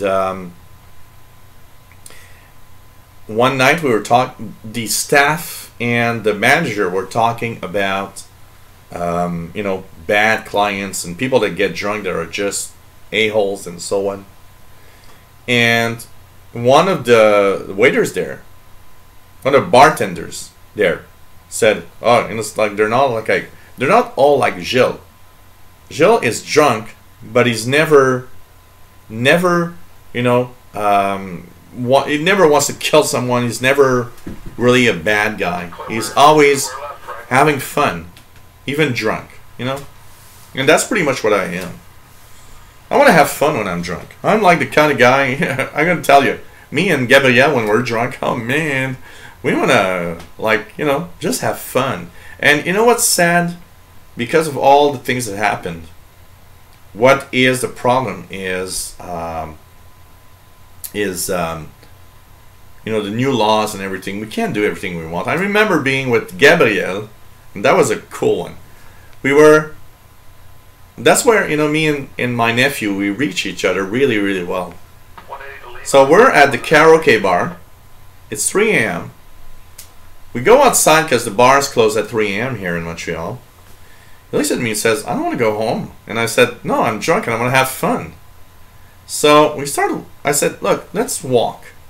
And we get to this park. But unfortunately, because of crazy people, today we can't be in a park in the middle of the night. It's illegal. There's a law against us now. But you know what? We go to this park. And that park has a track and field circuit. And we're there, and I said, "Hey, maybe it's 4 a.m. And I'm with him, and I was like, "Hey, you want to do the track and field?" I said, "Really? Yeah, let's do the track and field. If I'm dead halfway, it doesn't matter. Let's do the track and field." And we do the track. We do this track and everything, and we'll have a lot of fun. And then we see a police car move up. And I said, "Okay, come, let's run." And we're running, and we go behind bushes. And, I know it's not a good idea, and I'm sorry about that, but we go behind bushes, and the car passes by, sees no one, goes away, nothing's wrong.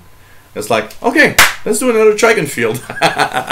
So, that's what I am. I'm a innocent and a fun drunk guy. 99% of the time. But, I'm happy, you know why? Because, Jerry DX is saying his brother is like that. My dad is like that. My dad You know, my dad is nuts when he goes drunk.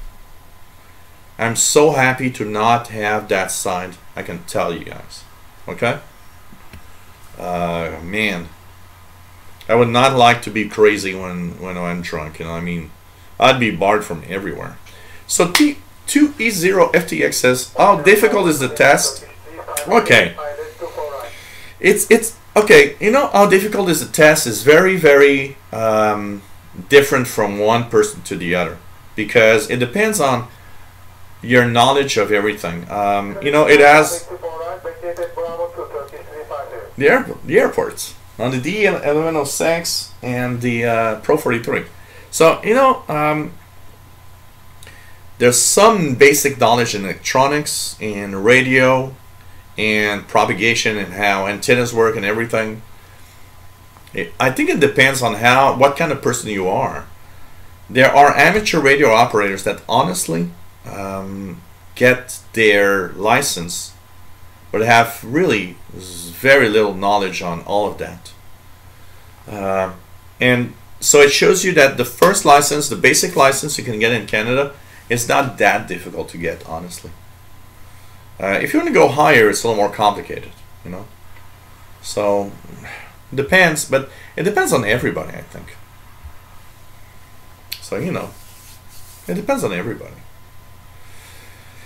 Wow, hey, we are at, what?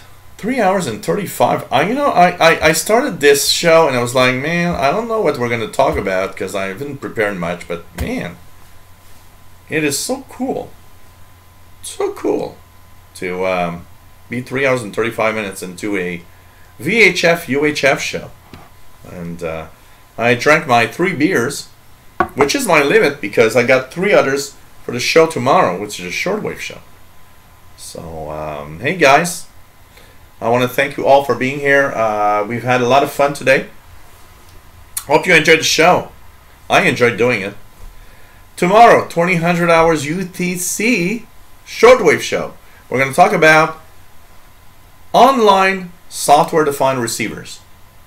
And some of you are going to say, why online? Because there are many reasons why you want to do online receivers. Maybe you don't have a shortwave receiver and you want to try and see what's, you know. And other things, you know what, there's tons of reasons you want to, and I'm going to tell you about the tons of reasons why you want to listen online to receivers. So, hey everybody, thanks for being great fans. Thanks for those that donated during the show. Take care, everybody. Hope everybody has a lot of fun. It's always cool to have you on board. It's always cool to do these shows. I'm amazed we did 3 hours, 20 minutes on VHF UHF today. 73. 88 to the women. There's no women in the chat from what I see. But sometimes we have on the shortwave one. And I want to thank everybody for being great fans. Thank you so much for supporting what I do. It's always an amazing, cool experience to be here with you guys. And you know, you guys always tell me, oh, you're a great guy, thanks for answering their questions. But I have to also bring it back. Without you out there, the great fans, the great people that are watching this, there would be no show. Take care, everybody. Love you. Please stay safe. I want to see you guys tomorrow. I want to see you guys for the next 50 years. 50 years. I'll be 98. So I don't know, but in 98, well, I don't know, we'll have virtual something. Take care, everybody. And see you tomorrow for those that are there tomorrow, 2000 hours UTC. See you next week for those that would be here. Next week is going to be a back to the shortwave show at 2000 hours UTC. And man, can you believe, guys, we'll be in the month of March next week. Already. Man, crazy how time flies. Bye, everyone. Stay safe.